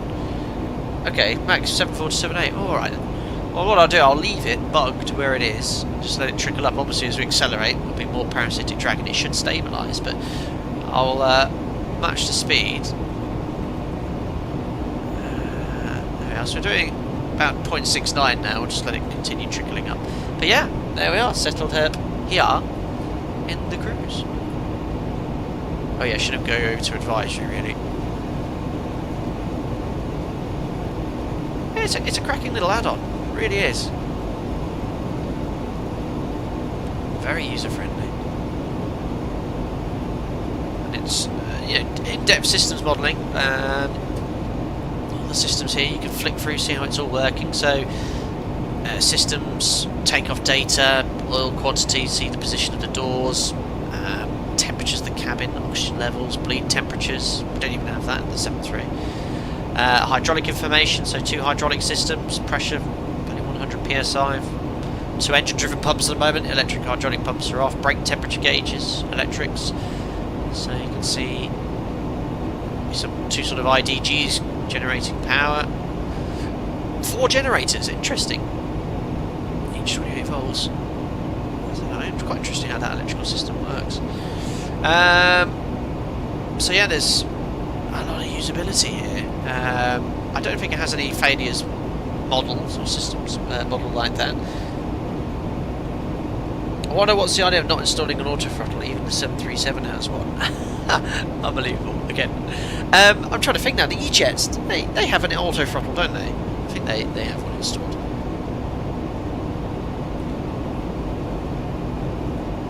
Oh yeah, the master volume works. Go outside briefly. Oh, look at the scenery. You gotta give. You need to have third-party scenery installed. Remember, the X-Plane map enhancement is completely free to download. That looks amazing. That looks amazing.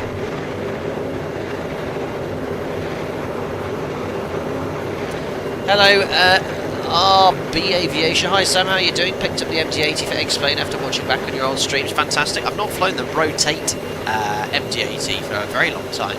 I did have an X-Plane 12 update not that long ago. Oh, there's a little bit of X-Plane map enhancement issue there, but we'll accept it. Oh yeah, Airlink, yeah, Lone Wanderer, you're right, yeah. One of the liveries which come with the add-on had the Airlink livery included. There's quite a few actually. Yeah, we are operating as Piedmont 5880. It's the actual call sign for the actual ERJ flight between Charlotte and Harrisburg. Harry, the plugin's called XA Snow. XA Snow. Just simply drop it into your plugins folder. Drifting on up. Look at that crab. That's what you get with a 72 knot crosswind.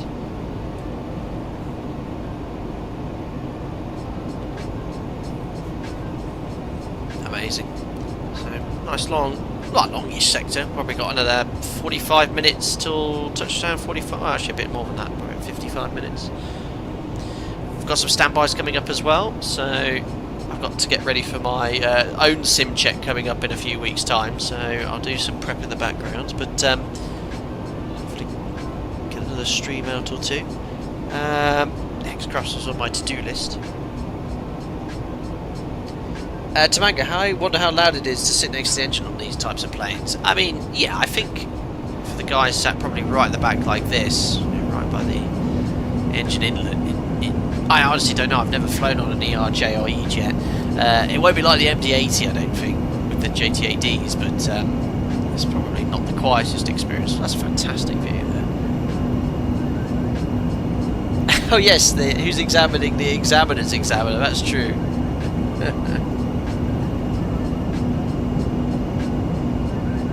Oh, Westy, not loud at all. There you go. I mean, they're modernish turbofan engines, and obviously the E-Jets have gone and stuck the engines on the wing, haven't they? Actually, do Embraer make an E-Jet with rear-mounted engines, or did they stop after the ERJ?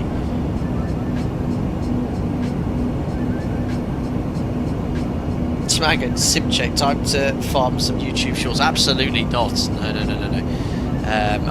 You won't see me create any content in the sim or aircraft. Just in line with updated policies with my employer, which is fair enough. But I don't know. I don't have anything to really prove to you guys that I'm a real pilot anymore. I used to when I started. In fact, I think the videos which are most popular are the ones like I uploaded onto as a reel and shorts 2 days ago, which was Bitchy Betty in the MD-11. That video on Instagram's got like 120,000 views now. So you guys, that's the sort of content people want to watch. It's Bitchy Betty going minimums. Oh no, Hudson Markle, I'm trying to find the real ERJ pilot stream, but looks like he took down the videos. Oh really? They were really good. On the X-Cross YouTube channel. Josh X, I wonder if you can hear the intake noise of the engine if you're sitting in the back seats of the ERJ. Ooh, good question actually. Dundroddy, yeah, the ERJs are tail, the E-Jets are wings, Roger, so they don't... they no longer create or produce an aircraft with engines at the rear.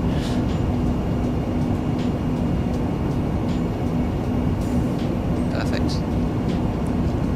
Well, Hudson, you can guess all you like, but I think with my role at my operator as an examiner, I certainly have to fall in line with company procedures. So I very much didn't want to fall foul of anything wrong. I'm very fortunate to have permission from my operator to run the channel, so I very much want to keep in line with all of those policies. So I have a lot of fun doing what we're doing, guys. Maybe I should rent a Boeing 737 out. Take that for a flight. Then I can take some fit photos. But appreciate no speculation on the matter. Thank you, Hudson Mark L, for your understanding. Karen, what's called is the E-Jets is that the toilet is between the engines, so the walls are usually quite warm. No way, seriously? Yes, you should with members on board. Westy, you can arrange that with a broker. That would be quite cool.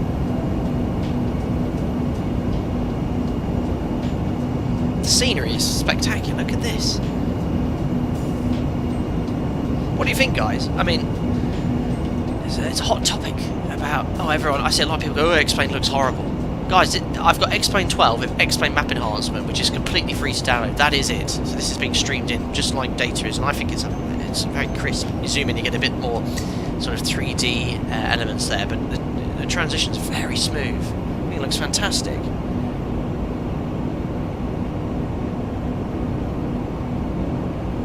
Amazing. Look at that turn. See the aileron moving, look. Obviously being such a small aircraft, it's just a very simple aileron. You don't need any additional flight controls like flapper-ons that you get on large wide-body jets, which lower the loads. 0321 short. Yeah, I mean, I won't use any betas sort of moving forward on the channel, just because historically when I've opted in I've had issues. So I'll just have to wait patiently to try the update. Oh wow, look at that! I've not really touched the thrust. We've still tricking up to 7.5. Doesn't really seem to be that much parasitic drag here, guys. So what I'm going to do is just reduce the thrust ever so slightly. Let's go down to around 84. I didn't realise that. So yeah, you guys are saying it cruises at 7.8. That's quite close to VMO, isn't it? Just update the speed book there. There we go.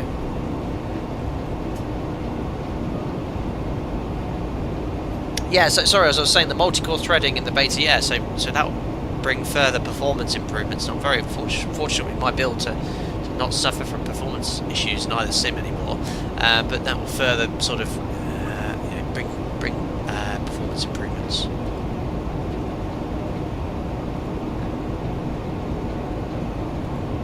I always like to look at my PC, how it's doing here. So yeah, GPU's at sort of 84% utilization here, using more VRAM than my old PC could produce, about 11 gigabytes. CPU usage is very low, it's 27%. RAM is low as well, 32%. I'll take it. Don Durrani, how's it being behind in line on a 737 of such a beauty? I know, look at him go ahead. Go ahead, storming away at Mach 0.78. What's happened to my... There we are. Saved frame there. Right, so one thing I wanted to check here. Yeah, now... Oh yes, perfect. I didn't know what to do on my test sector because I've got the correct cruise altitude now. So you have a top of descent point generated in the FMS, but it doesn't have VNAV. There's no autopilot mode which will follow this sort of generated descent path. But I think if you go to... is it Perth? Descent, you can sort of put a target angle in, and it'll sort of generate a VNAV, a sort of path you can follow, but it's quite useful for sort of track mile, you know, to work out your track miles and rough idea to descend with, but there's no pitch mode which will follow it. So you can either descend in flight level change, which we'll do here, which again is this sort of preassigned speed regime, or VS, which we know how it works. And what's quite cool is VS is linked to speed, so you adjust the speed window to adjust the vertical speed. But yeah, I had a lot of fun on the approach in this aeroplane. So what I'll typically do is I always do a test stream in this sector, or a stream sort of fly between A and B where I want, and then we'll fly it again quite soon, probably in the next couple of weeks, but I'll take it to a really busy VATSIM event. So it's always a lot of fun watching me have stress out and fly it. So I'll have a look what's available next week. And all the liveries for the V1 version of the ERJ are compatible with V2 as well. So I'm flying Alpaca Airways next time, but I sometimes like to do real world sectors. Kieran 01, yes, no auto frog.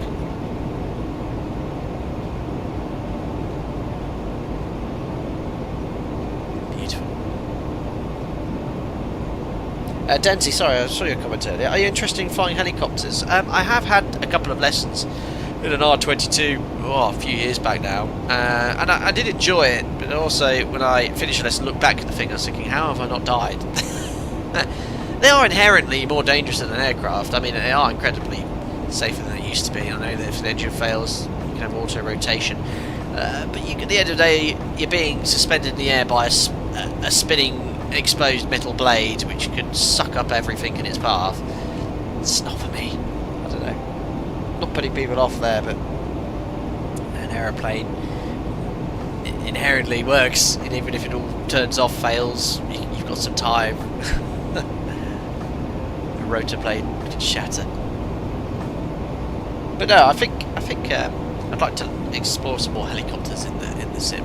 I think the idea is, we did say a few months back for the next Microsoft Flight Sim 2024 career episode, we look at helicopters. Yes, I've not done that for a while. I think the last career stream we did 2 or 3 months ago, we dubbed our Cirrus jet somewhere in the Alps. So yeah, we can perhaps look at that again. A bit of fun.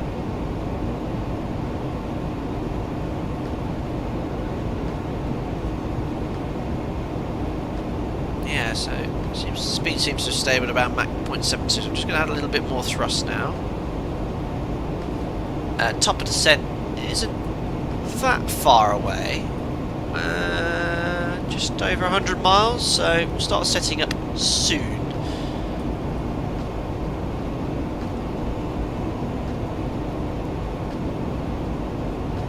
Dan Durrani says the new Huey on FS24 is amazing. I don't know what that is. I guess that's some sort of helicopter. Sounds exciting. I like how the aircraft has a big sticker there to remind you what you're flying. ERJ 145. Let's have a little look around this cabin anyway. May the force be with you. I've only just seen that. Calling anyone Shirley in the cockpit not allowed. An airplane reference. There we are. Looks like this isn't modelled, unfortunately, but there's cabin temperature controls. There's the door, jump seat. It's most uncomfortable. Close the doors. So all the safety equipment's there. Little cabin here as well. Not much you can click around here. Yeah, it's a very unique configuration 2-1. I mean, even the Dash 8 had a 2-2 configuration. Very narrow fuselage, small aeroplane. Fuel goes just straight in the way. Is it literally like a big business jet? The fueler comes up and he just attaches your conventional fuel hose in there and fills it up. That's crazy. It's such a small aeroplane. Wow, look at the scenery. Spectacular. There's the engine spinning away. Looks amazing. Does the toilet work? Yes, that's the ultimate test of any desktop simulator. I don't think it's one model. No. Oh gosh. No toilet.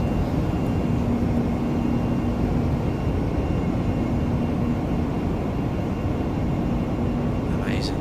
Very small cabin. And then this is the E145. This is the E175. Next one up. There's a little toilet at the front, is there? Oh no, there's no toilet at the front. Is that the only toilet? Oh my gosh. Gotta go to the back. That's no good. But you know, 50 passengers this carries, and we're burning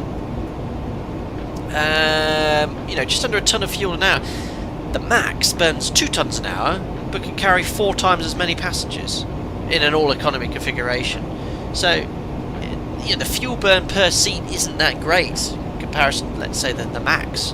But obviously the E-Jets is more fuel-efficient engines, so I should think that's a much better fuel-to-seat ratio, but not as good as the Max. No purchase then, Domino. No toilet for you. HMS Daring, thanks for the recommendation for XA Snow. Massively transform flights over Europe. I know, it's an incredible add-on. Completely free plug-in. So don't thank me, thank the developer, whoever made that to work.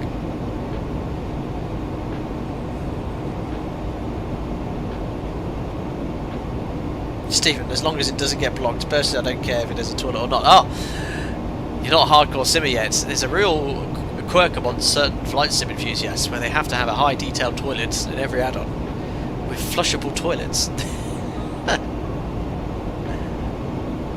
HMS Daring, yeah, surprised that US operators don't use Dash 8s. Yeah, I mean, there's not many in the US. We flew a stream in the FlyJ Sim Dash 8s not that long ago. Was it Billy? Was it outside Montreal? Which Canadian city was it? I can't remember. And it's Billy something, and it's a little Dash 8 airport. That was good fun. Cav, okay, yeah. Compared to the Avro RJ, this sips fuel. Oh yeah, I mean the Avro RJ, same seat capacity, burns more fuel than a 737. So yeah, I can see why they don't really use them anymore.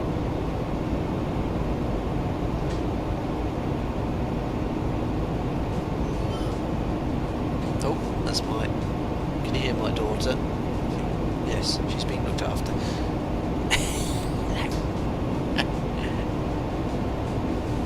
No toilet refund, brilliant. Dash 8, yeah, oh yeah, listen, we have the baby crying for, that's the only reason we had our daughter was to provide a enhanced experience for you guys watching of the crying baby as a passenger in the back. Hello, Melissa.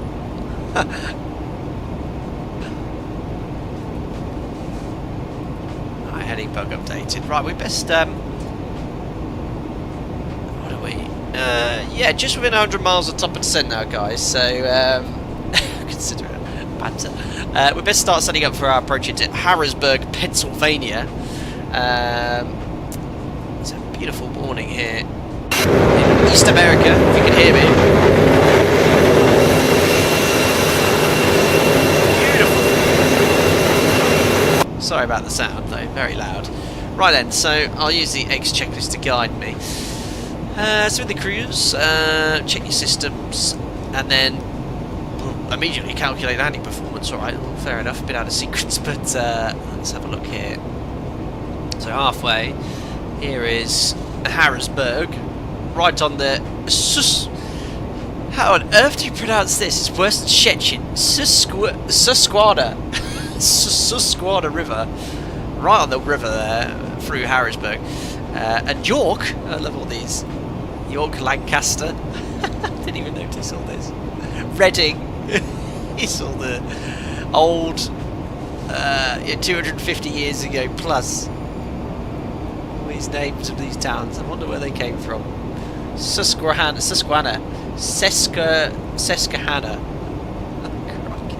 Right. Let's get the weather. Okay, lovely. 10 statute miles, clear, -3, altimeter 3015, wind 330 at 12, right down the runway, well, almost down the runway for runway 31. So there's no stars here, so what we're going to do is select the ILS chart, pin it, and prior to the Harrisburg VOR is brake off and fly downwind onto the approach. Now to sort of guide our descent, what I'd like to do is put an altitude here at escape. So if we look at the track miles, that's weird, why is it not giving me a distance? Sometimes if you zoom in, does not on the magenta line give you a distance? It's not giving any of that information on Navigraph here. So I want to know what the distance is from escape to Harrisburg, so I'll get off the flight plan anyway. So escape to Harrisburg, distance 13 miles, it's 30 miles basically. So 30 miles plus 16 plus a bit more. So I'll call it 50 miles from top of descent. Escape I want to be at around 15,000 feet. I'll put 12 to be conservative. So I think what you can do here is go in the FMS, flight plan, go to escape. So it's one, look, it's want to be really high actually, 25,000. I don't want to be that high, so I'm not sure where that descent's been generated from. But we'll put it in 12. I'll put 15,000. Yeah, so there we are. I think that's going to generate a new top of descent point based off getting it at 15,000 feet. I hope at escape. We'll work off that just to sort of get us into a decent position here. HD Sim, hello. Flying Sim, welcome back to the States. How are you liking this bird? I'll be doing a test flight in the Legacy 650 either today or tomorrow. Very nice. I'm enjoying it a lot. I'm sort of embracing the Embraer experience as we speak, but very enjoyable indeed. So we've done that, and then look, we've got the track sort of matches. Look, so we've got rescape, of which I guess is the Harrisburg VOR, and then we're going to break right downwind prior to that. So we've got something in the FMC. Performance then, look, it's not going to be an issue. We'll obviously use the performance calculator here, but right now I can confirm we have a landing distance of 10,000 feet, which is 3,000 meters. So it's a whopping great long big runway. This aircraft has ample performance, the ample ability to land here. But we'll look at the performance anyway. So look, runway 31, landing weight, we can work out. So right now, our gross weight. Oh, how do you get that information?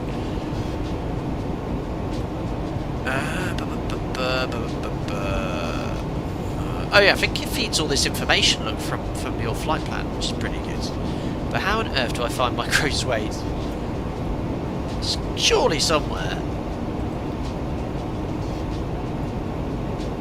I'm going to have to guess, aren't I? Well, I'll just go off the operational flight plan, which is still right in front of you. We took standard block fuel. Landing weight, no, 18.8. Let's call it 19 tons, to be conservative. So, 19 tons. Flap 22, I'd hazard a guess. Dry runway, surface wind. Checking the latest weather report is 3012 knots. Enter. QNH based off the inches of mercury is 1021. There we are. Compute. So based off, is there a water break on this? I can't remember. I don't think there is there? Unfactored 1056. Wow, what factor are they using? 1690. It's like 1.6 factor, I think. Even with the massive factor, we're going to stop almost halfway down the runway. So 22 VREF is 134. We'll fly 139. You can send to PFD like this, so it sends the speeds there for you to fly the approach. Happy days. So we've done that. Ice protection on, terrain, radio management unit. We'll do that now. Approach briefing will complete. 3 miles. Start your descent. All right. So look, it's not like an Airbus. You have to set your nav age. You have to switch when you're later on the approach from FMS to the nav age. As far as I know, again, I don't fly this aircraft, so I've worked out the only way I can get onto the ILS is to switch off the FMS, like you do in the Dash 8, to fly the rest. So look, we're not flying any star, no terrain, 3,400 all the way around. It is cold, so we will cold temperature correct the minima and the platform altitude. Otherwise, we'll see the ground today. But look, coming onto the ILS, the ILS frequency is on 110.9. So we'll go here, nav 1. 110.9 is active, and on nav 2 from my test sector actually, which is useful. Final approach course is 308, so to do this, of course I'm going to turn here. Can you adjust the course whilst in? No, so the only way I did this, if I remember rightly, was I'll just get wings level here. Yeah, we're on a nice long track to Babby now. Just to go to nav. Now, if you select nav, it kicks out your roll mode or LNAV, so now we're just going to maintain wings level, but it's the only way I found I can set my course manually. So the courses I've set already 308 before the sector, and then I have to go back to FMS and then reselect nav. There we are, so LNAV's engaged. I can't think of another way, correct me if I'm wrong guys, to actually get your course set up. So again here, nav.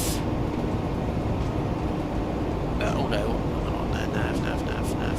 ILS course, there we are. ILS course 1. Set that to, where's my little course bar? 308. But it stayed in LNAV because it looks like it's slaved to the first autopilots. And then we can go back to FMS here, so that's following the correct routing. So I think if I go nav, look, you've got ILS active 309, we'll go back to FMS. And briefly look here, go back to nav. That's put me back in roll, but I have got the 308 and the ILS tuned. So once again back to FMS and then reselect nav. Is there any other way of doing that without spitting out the nav mode? Don't know how. So frequencies courses are set, minimums then 558. So it is minus 3, so we will need to make cold temperature corrections. I think they have dedicated charts here.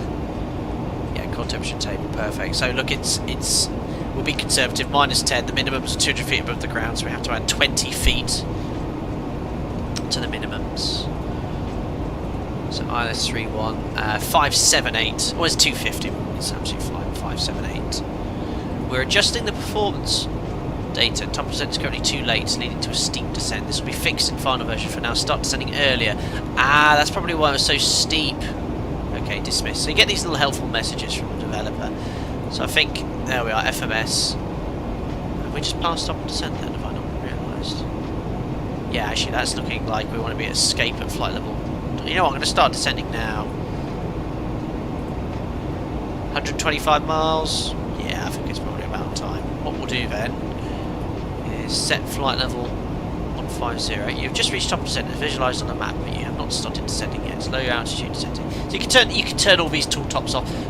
There you go, look, you can see the path escaping me. So what I'll do is set flight level 150, select flight level change, and reduce the thrust slowly to idle. Remember, there's no auto throttle here. Down we go, top of descent. So you remember, there's no pitch mode which will follow this. Yeah, minimum. How do I set my minimums then? What did I do on my test sector?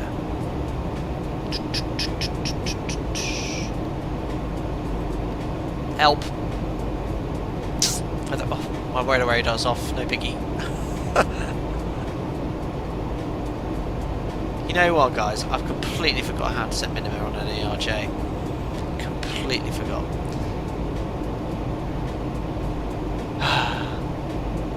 I found it really quick on my test sector, but I've got a mind blank. None of this. It's staring me in the face, isn't it? Bearing. Ah! Here! Yes! Radio altimeter. Right. I can only set radio altitude. That's 250, but I want to set baro. How do you change this to baro minimums? Baro not below flight director.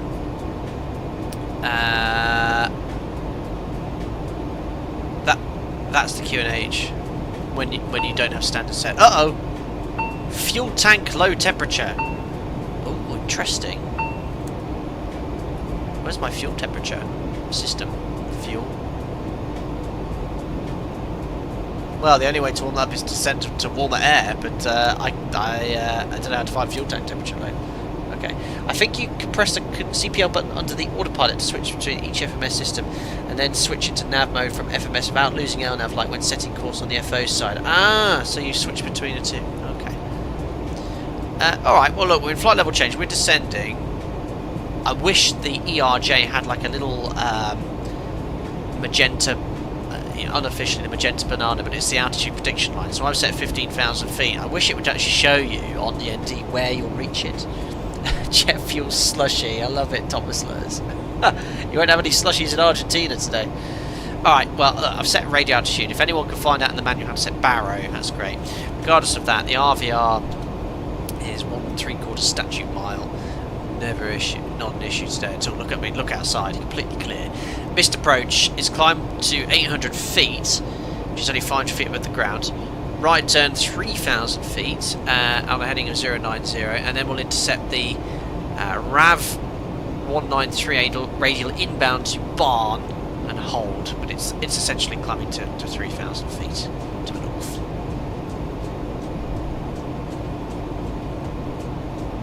Alright, we've done everything, guys. Landing performance, we've discussed the approach, self-position onto the ILS. I've got cold fuel, but I have no idea how to check the fuel temperature. So we're descending to warmer air, albeit -3. It's just a little bit cold. And it's tiny little fuel tanks. It's been exposed to that cold air. And the 737, we actually haven't checked this with low fuel temperature. You essentially speed up to increase your TAT, your total air temperature. If that is still proving to be too cold, you have to descend to warmer air.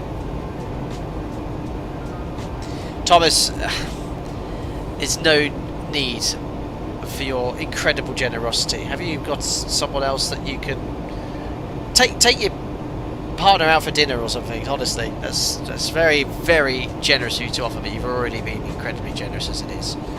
Take your partner out for dinner. That seems like Mac.UK. Please do that.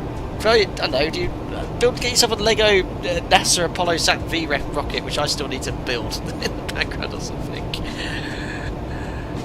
So that, honestly, that's very generous of you, Thomas, but you've already been incredibly generous today, but thank you so much for your kind offer. So yeah, unfortunately we're not worked out how to increase the fuel. Well, we know what we need to do, and that's to descend to warmer air. It's -44, it's not... Well, actually, to be fair, 26,000 feet, that is pretty cold. I didn't see what it was in the cruise. But, look, the slushy has become more, or less viscous. We're not going to flame out the engines. Oh, excellent, 2 tons. Where are we going? Where are we going for our MOGF? Oh, X-Craft Development, thanks for still being around. Didn't realise you were still here. Don't worry about the low fuel warning. Sensor is coded a bit too sensitive at the moment, I think. Todor, our coder, has recently mentioned wanting to improve that. Well, there you go. Thank you very much for your answer. Having said that, it is very cold. We haven't been flying long enough, really, though, for that fuel to get that cold. I know there's not a huge amount of fuel in these tanks. X-Craft, how do you set baro minimums? I've set my radio altitude. How do I change that to baro? That's my question. Gosh, I'm high actually. I wanted to be at 150 escape.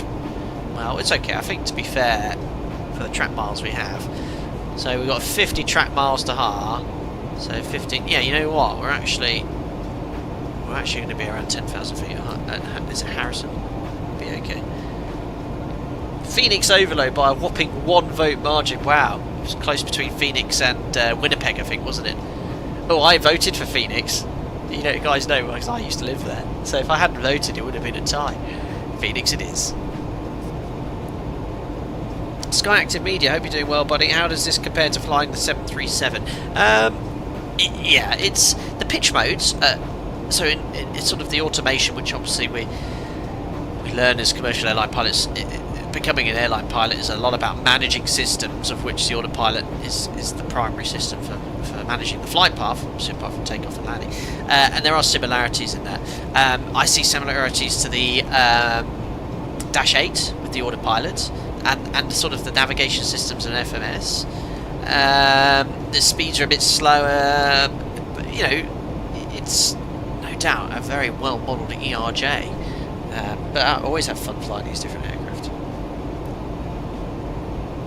X-Craft, I'm 80% sure that there is no way to set baro minimums in ERJ. Oh, really? We'll double check when I get back to work. You've got some ERJ guys, so run it by those guys. I know an ex-ERJ pilot. I'm pretty sure you should be able to set baro minimums. I mean, radio altitudes are operated. I know this is operated specific, but my operator, we only set a radio altitude as the minimums. When you're flying a Cat 2 or Cat 3 approach, for any Cat 1 ILS or non-precision approach, it's all based off baro minimums, and certainly for a non-precision approach, you don't want to be setting a radio altitude. So, for example, if I look at the VOR approach here, you know, the minimums here it's 952 RA.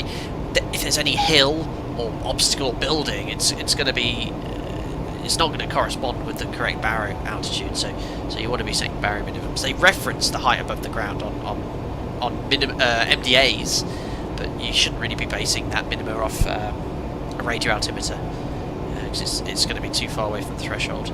So yeah, then I don't know for sure, but I'd be very surprised if you can't set baro minimums on an ERJ. But I could be completely wrong.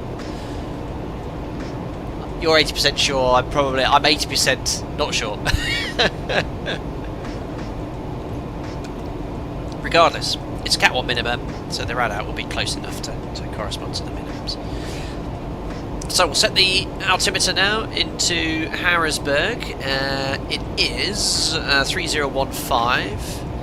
So I'll deselect standard, set 3015, passing 18,600 to 15,000 feet. Now you guys have shown me how to get the CTAF frequency. I'll get that for Harrisburg as well. So I put in .CTAF, and then Harrisburg's ICAO code is KMDT. It's 124.8. I did a thing. Oh, I never went to advisory, sorry guys. But I'll tune the CTAF for Harrisburg, there we go. The outer ring of the knob should change between baro and radio. Ah, yes. So I don't think that's modelled here. It looks like it's just radio altitude. But that would make sense. Well, that would be logical for it to be set there. To be fair, my restriction of 15,000 feet escape wasn't far off, but what we'll do is continue towards Harrisburg, and then we'll position downwind for runway 31 for the ILS bridge. Seatbelts coming on. No smoking on, please.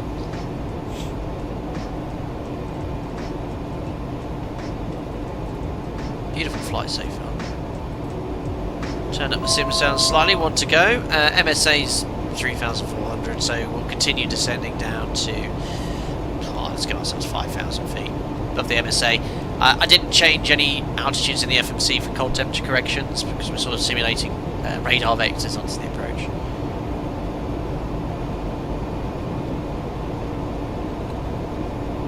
On flight radar, they seem to be going from Scape direct to empty Joy. Okay, well we can self-position now, and then we can just give ourselves a little base leg if you like.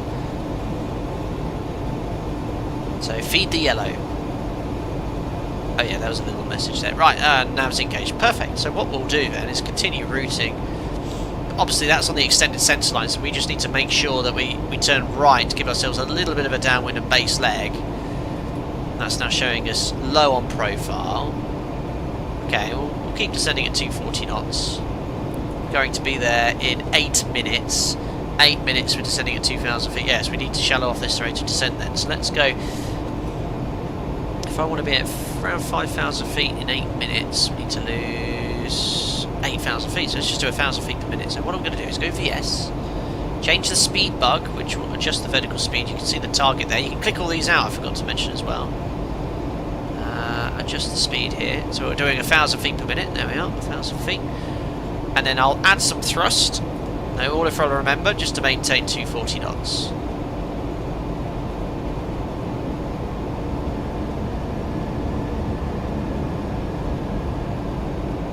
There we are. Try and do a CDA. So got some thrust added. Happy days. Little flyby.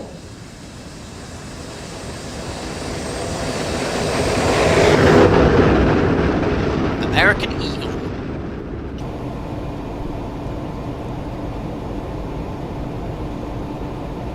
Awesome, so just watch the speed, just add a little bit of thrust. We're used to this, we've flown a lot of classic jets. No auto throttle at all, not even this level of automation. Nice shallow descent now. Tomago American Crab, I know. Well, we've got a not too bad now. It's dropped around 22 knots. Very basic FMS in this thing as well. God, that's loud. Don't do many exterior views and streams, but there is beautiful ERJ 145.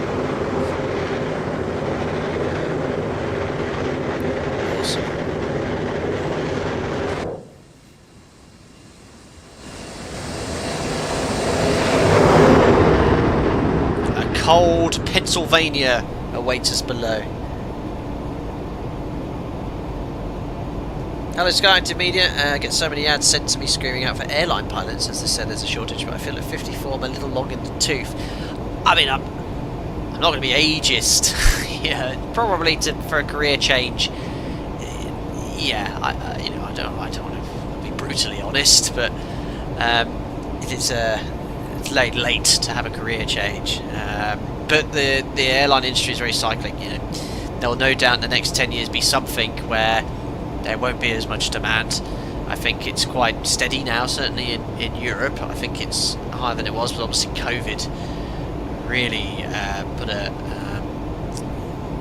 bomb in the works. But it's yeah, we're certainly recruiting, as are a lot of airlines in Europe. So, Sky to Media, thank you. I had to be careful when I said that. I didn't want to offend you at all, but I hope you get like a lot of my subscribers, enjoyment out of desktop flight simulators. I know plenty of people didn't become pilots and can't be pilots for whatever reason, but they get a real buzz, as I still do, from desktop flight simulators. So anyway, look at getting your PPL, buddy, get your private pilot's license, so you can have some fun flying there. Right, passing 10,000 for 5,000 feet post-cruise checks, so lights on. Angle of bank I haven't changed, I'm just following my operators one. Pressurization's no doubt been any issues today. We've got 3-point PSI. Cabin altitude descending, it's at 900 feet. Nothing on the displays, checks complete. So we'll continue decreasing there. So when we're being the airport, we'll turn downwind. Okay, if I look here, speed's trickling a little high there, so just take a little bit of thrust off. Well, there's the river, and and the airport's just off to the left. I know it's right on the river there. Can't actually quite see the airport with my excellent vision, but it's actually a little bit more off to the left, isn't it? There it is. There's Harrisburg. So we want to be roughly downwind at about 6,000 feet, which looks good here.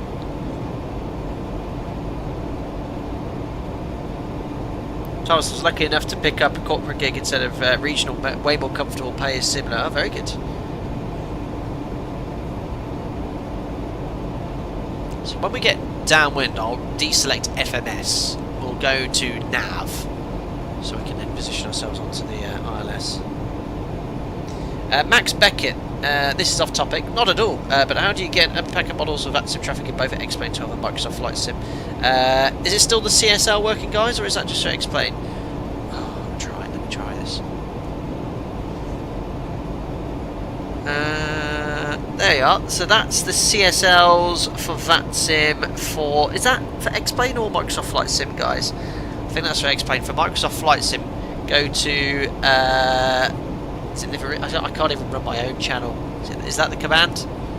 That's the alpaca liveries with which you can get the downloads for AIG model matching. That's for X-Plane. So yeah, thanks Domino, who knows more about running my channel than I do. That's for X-Plane, and I think the liveries one contains the AIG CS AIJ one. Bloody, in real life the airport is really easy because it's right next to a huge nuclear plant. I guess that's not modelled here. It's probably all flattened in some way. Right, look, we're almost downwind here, probably a smidge high. So let's now go flight level change. Go to idle thrust. And we're going to give ourselves a vector downwind now. So let's match the heading bug. Turn downwind. So it'll be around 130. Heading select, and we'll descend down to, what's the platform altitude here? It's 2,200, we'll go to 3,000 feet initially.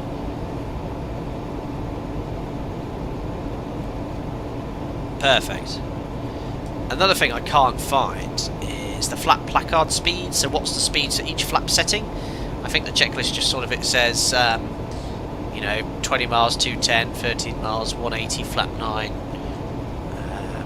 There doesn't seem to be any minimum manoeuvre speed. Thank you, Josh. Yeah, livery, not liveries. Pratt, I can't remember my own things. Is that the correct? Is the correct? Yeah, livery. There you are. And that has the link. Domino, does the Alpaca Airways site have the link to the model matching? Let's find out. Oh gosh, I'm not really concentrating. Look at my heading there. Not taking into account the wind.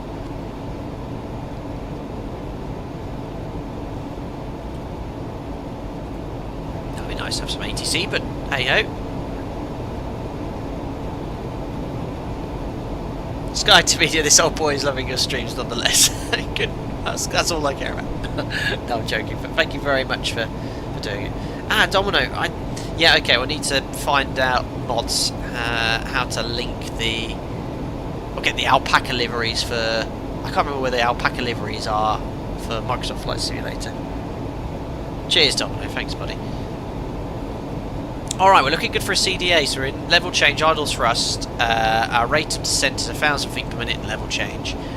Actually, that's a good point. I think it's just, yeah, it's just doing this speed automatically in level change. You can press speed then and bug an exact speed. I'm quite curious, if I select flat 1 in this mode, if it automatically slows down. Right, oh yes, we don't want FMS anymore, we want nav. So nav ILS, we'll give that to Jim as well, nav ILS. And the active frequency is 10.9. Oh, is that active? Oh, I can't remember how to make it active. Is it yellow that's active? Yes, there we are. Alright, let's turn base now.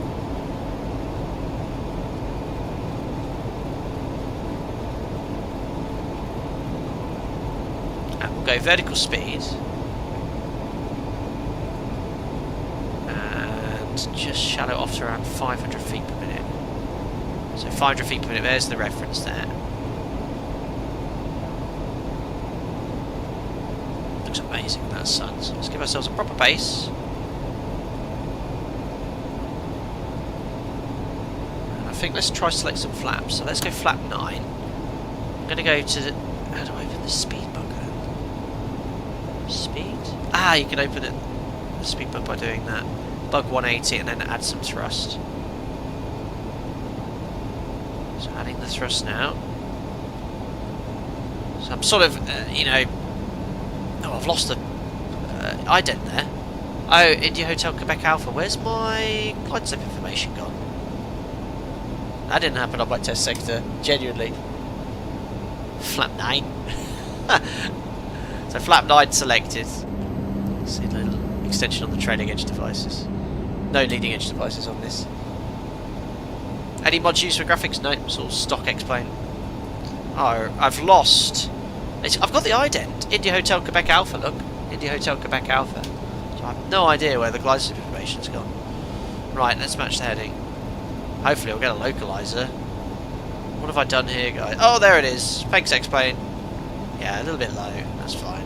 We'll step down to 2,200 feet, which is the platform altitude, and we'll just shallow off further the vertical speed. Alright, correct sensing. Let's arm approach. So, approach. Got localizer glide slope in white. Oh yeah, speed. That was it. Oh no, so now I have the speed window open. How do I, if I deselect that, and I can change my vertical speeds? Ah, what's my pitch mode? Oh no! VS, there we go. Whew.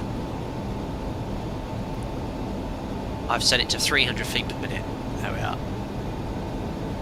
I'll just maintain 180 knots flat 5 as I'm a little bit low. Nice long final. CDA though, guys. Are your graphic settings available for X-Plane? Quacks57, I forgot to do this last stream. Remind me, before I do the replay, to bring up the settings for X-Plane. Am I going to go straight for the localizer here? No, localizer capture. I'm not sure if the flight director's meant to shoot off like that, but it has done. Localizer capture, runway heading 308. I couldn't see any... Where's the localizer deviation? I can't find any localizer information on my displays. This is user error, by the way.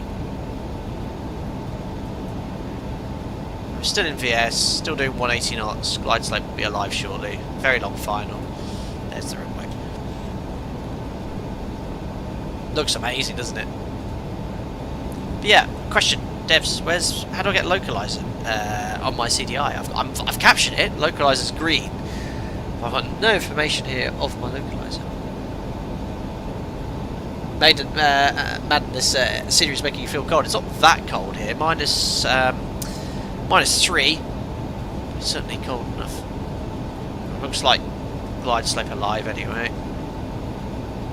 Yeah, just coming down. Oh, guess what I've installed, guys? The landing rate calculator. Oh, it's HSI set to FMS. Thank you. Oh, I've got FMS, ADF, VOR, or off.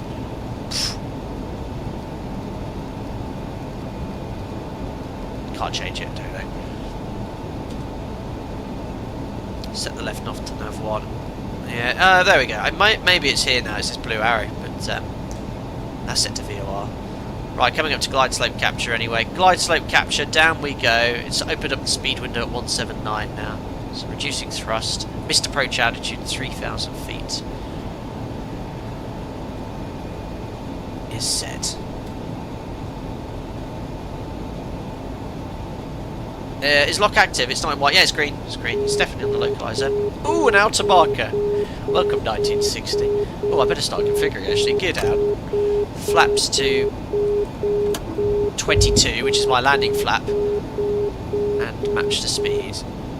I've not exceeded any maximum speeds, and I can confirm my V approach speed was 139 knots. Literally goes straight from flap 9 to flap 22, which is our landing flap. Oh no, am I on 18? Oh wow, it went straight to 18. Don't know why I did that. Speed.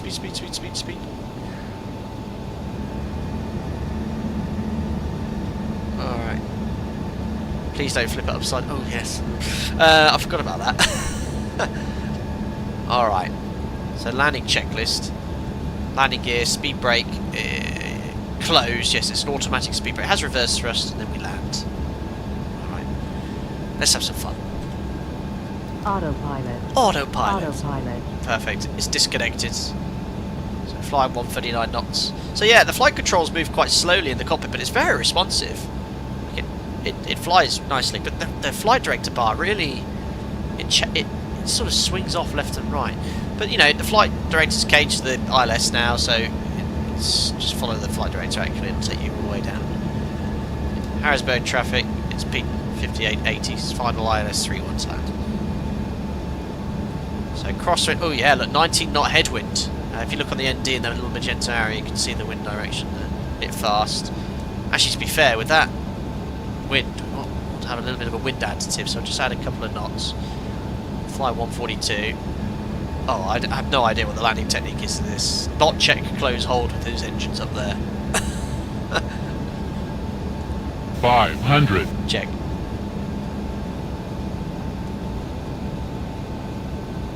Alright, speed's good. It was lovely to fly.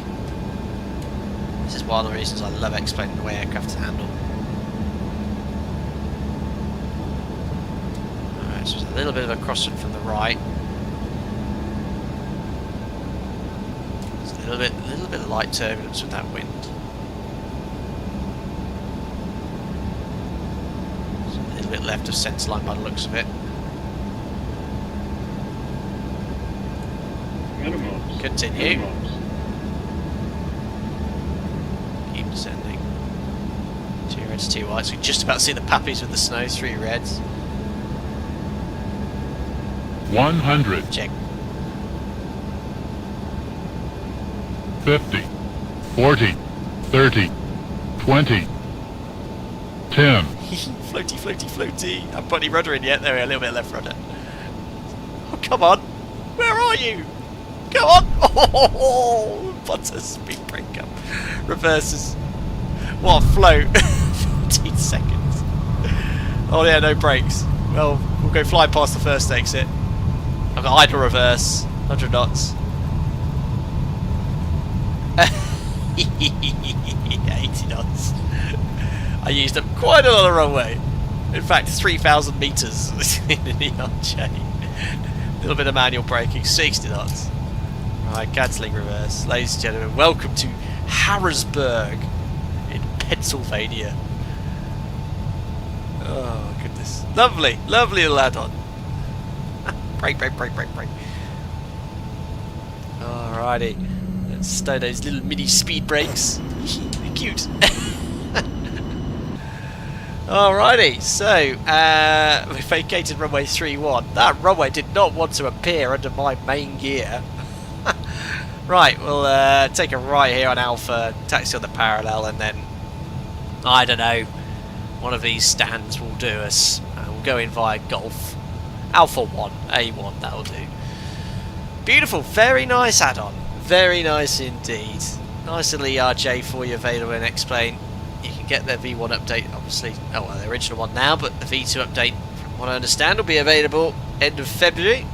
Lovely to replicate your worldwide ERJ ops. Right, landing. Clean the flaps up. Push the attend to call button. I don't know why. Probably to tell the cabin crew how amazing was that landing. Flaps up. Speed brake is now completely closed. Don't know why it's not satisfying the checklist. Terrain radar is on. Stop the elapsed timer. 1 hour 17 minutes. It's fine. Transponder to standby. Standby. Strobe lights can come off. Off. Landing lights off. Leave the taxi light on. APU switch coming on. Try not to have a excursion. Wait until you have a stable yellow box, which you do. The APU temperature is currently 2, which makes sense. Now we can start the APU.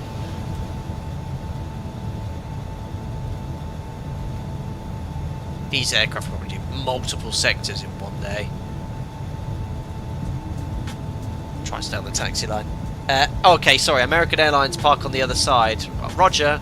For ultimate realism then, we'll carry on Alpha to Echo Hotel. Should I take C1? Is C1 a good stand for American Airlines? Gotta keep the inertia. Hold on, why is there a street lamp there? Press the attend button to release passengers from the brace position. Unbelievable comment. Whee! sort of taxiing all over the place here. I can't wait to do the replay of that landing. Amazing.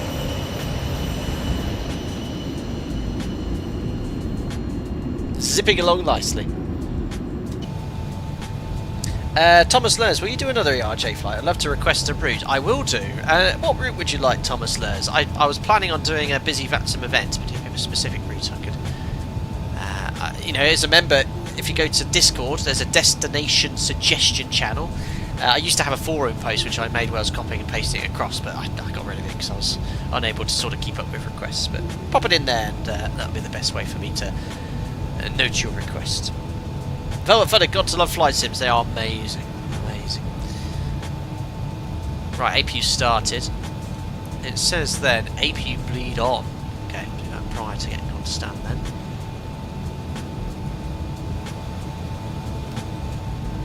Shed bus overhead essential power override. Ooh. I've done it. Alright, right on to golf.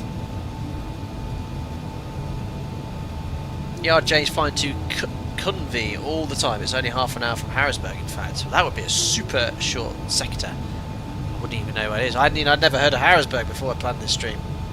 Jet fighter, hello, default X-Plane 12 airports look solid. They're amazing. They're amazing. We're on golf. Perfectly matches. Not every airport has stands numbers, so it looks like this one hasn't, because it looks like no one's edited it, but plenty of people can edit them and submit it to X-Plane on the gateway and they get updated. It's amazing.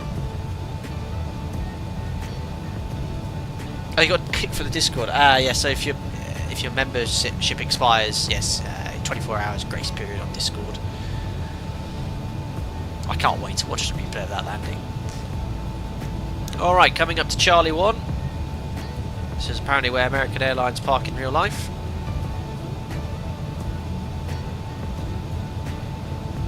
Slight right turn. Oh no, I do have the stamp markings here. I've gone past Charlie 1. It's now Charlie 2, ladies and gentlemen. Oh, I need to get that plug-in back in with the guy at the marshaller. You can get a plug-in with a marshaller, can't you, in X-Plane 12. Okay, taxi light off.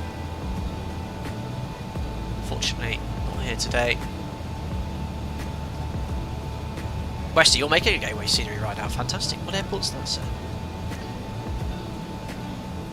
Perfect. There we are. That's the speed brake sound. Parking brake set.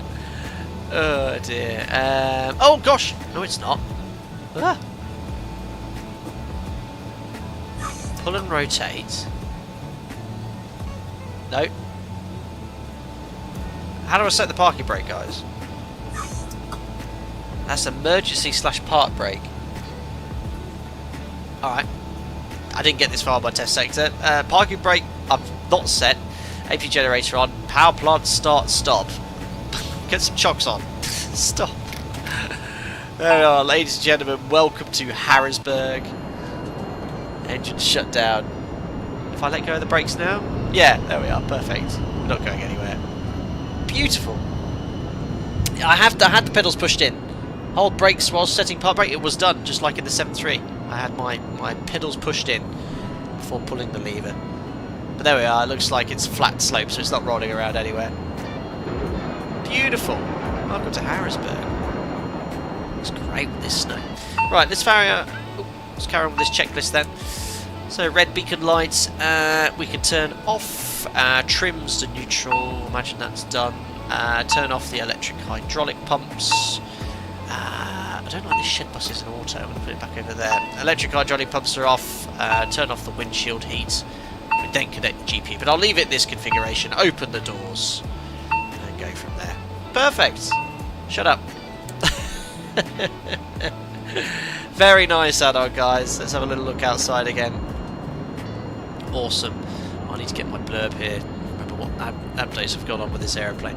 But there we are. November 683 Alpha Echo, American Eagle, Piedmont Airlines flight complete between Charlotte and Harrisburg. So much fun flying different airplanes for you on the channel. But yeah, thank you very much to X-Cross, really, for sending me the aircraft to try out before it's released. It is in early access. There are still bugs being fixed, things being refined, so it won't be fully representative of the final model that's available, but I had a lot of fun flying it from A to B today. So you can find more information on the X-Craft's website about the update anyway.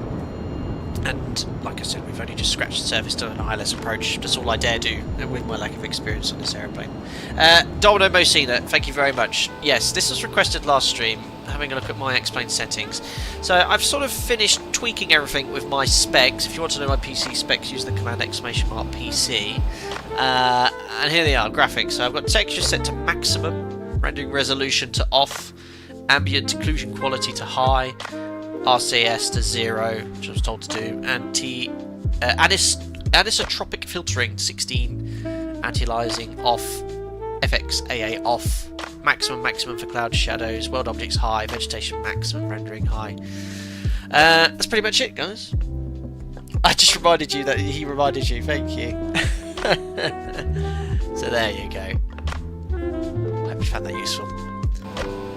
And I'm getting right now 69, 70 FPS, which is, I want to get at least 60, so I'm happy with that, with those settings.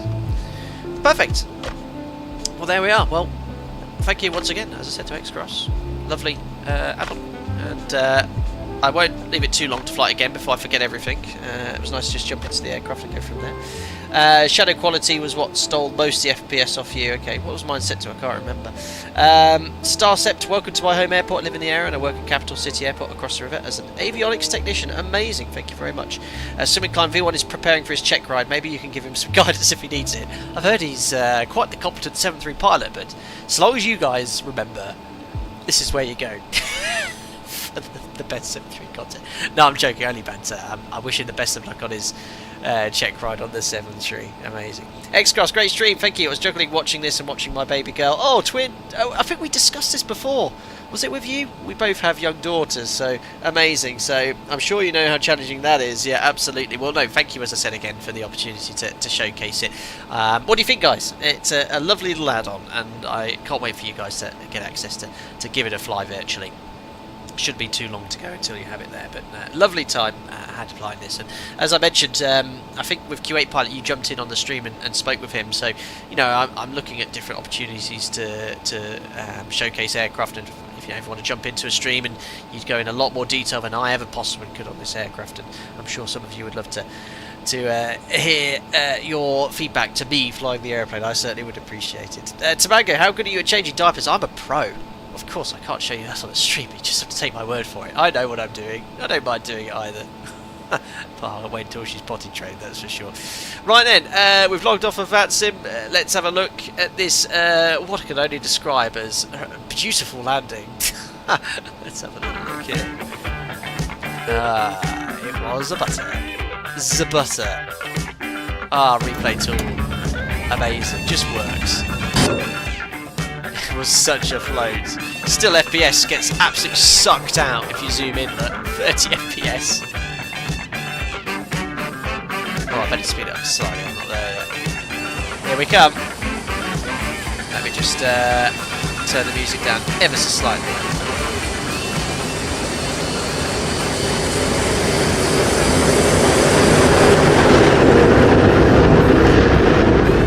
Gosh, FPS. Still, the X-Plane is such a resource hog zooming in.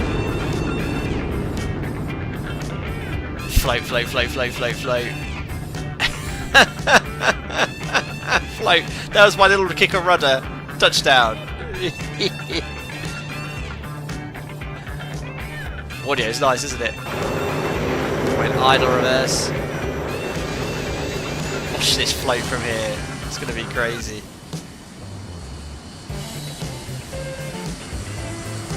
God, yeah, my FPS! 30! Float, float, float, float, float, float. Oh, guys! There's the buckets. Did extend the speed brake. Or did I forget to extend the speed brake? Maybe I forgot. Oh, it doesn't appear on the replay. I thought I remembered. X-Plane still a single thread killer for the CPU, yeah. It Doesn't like me zooming in, that's for sure. 30 FPS, guys. It's loading all these 3D objects, that's why. I can't believe I'm here. Completely missed the touchdown zone. We'll ignore that, Tobago. To be fair, the default runways in X-Plane have really small touchdown zones. Oh, look at the gears shaking. It looks so cool. Wow, look at the look at the details here of the rotation. Derotation of the main gear, look. So when we touch down, watch this. Look at these little guards here. I didn't realise how the gear worked. Look, so Dan, look at it jumping. Oh, that's so cool.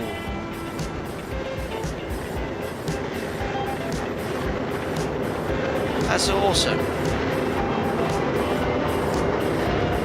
Love how that's modelled. Have you tried the updated Zebo? Not yet, Starcept. I'll have a look at it soon. Alright guys, so there we are. What I'll do, I'll chuck you back into the cabin view. We've got to have this one here by the engine.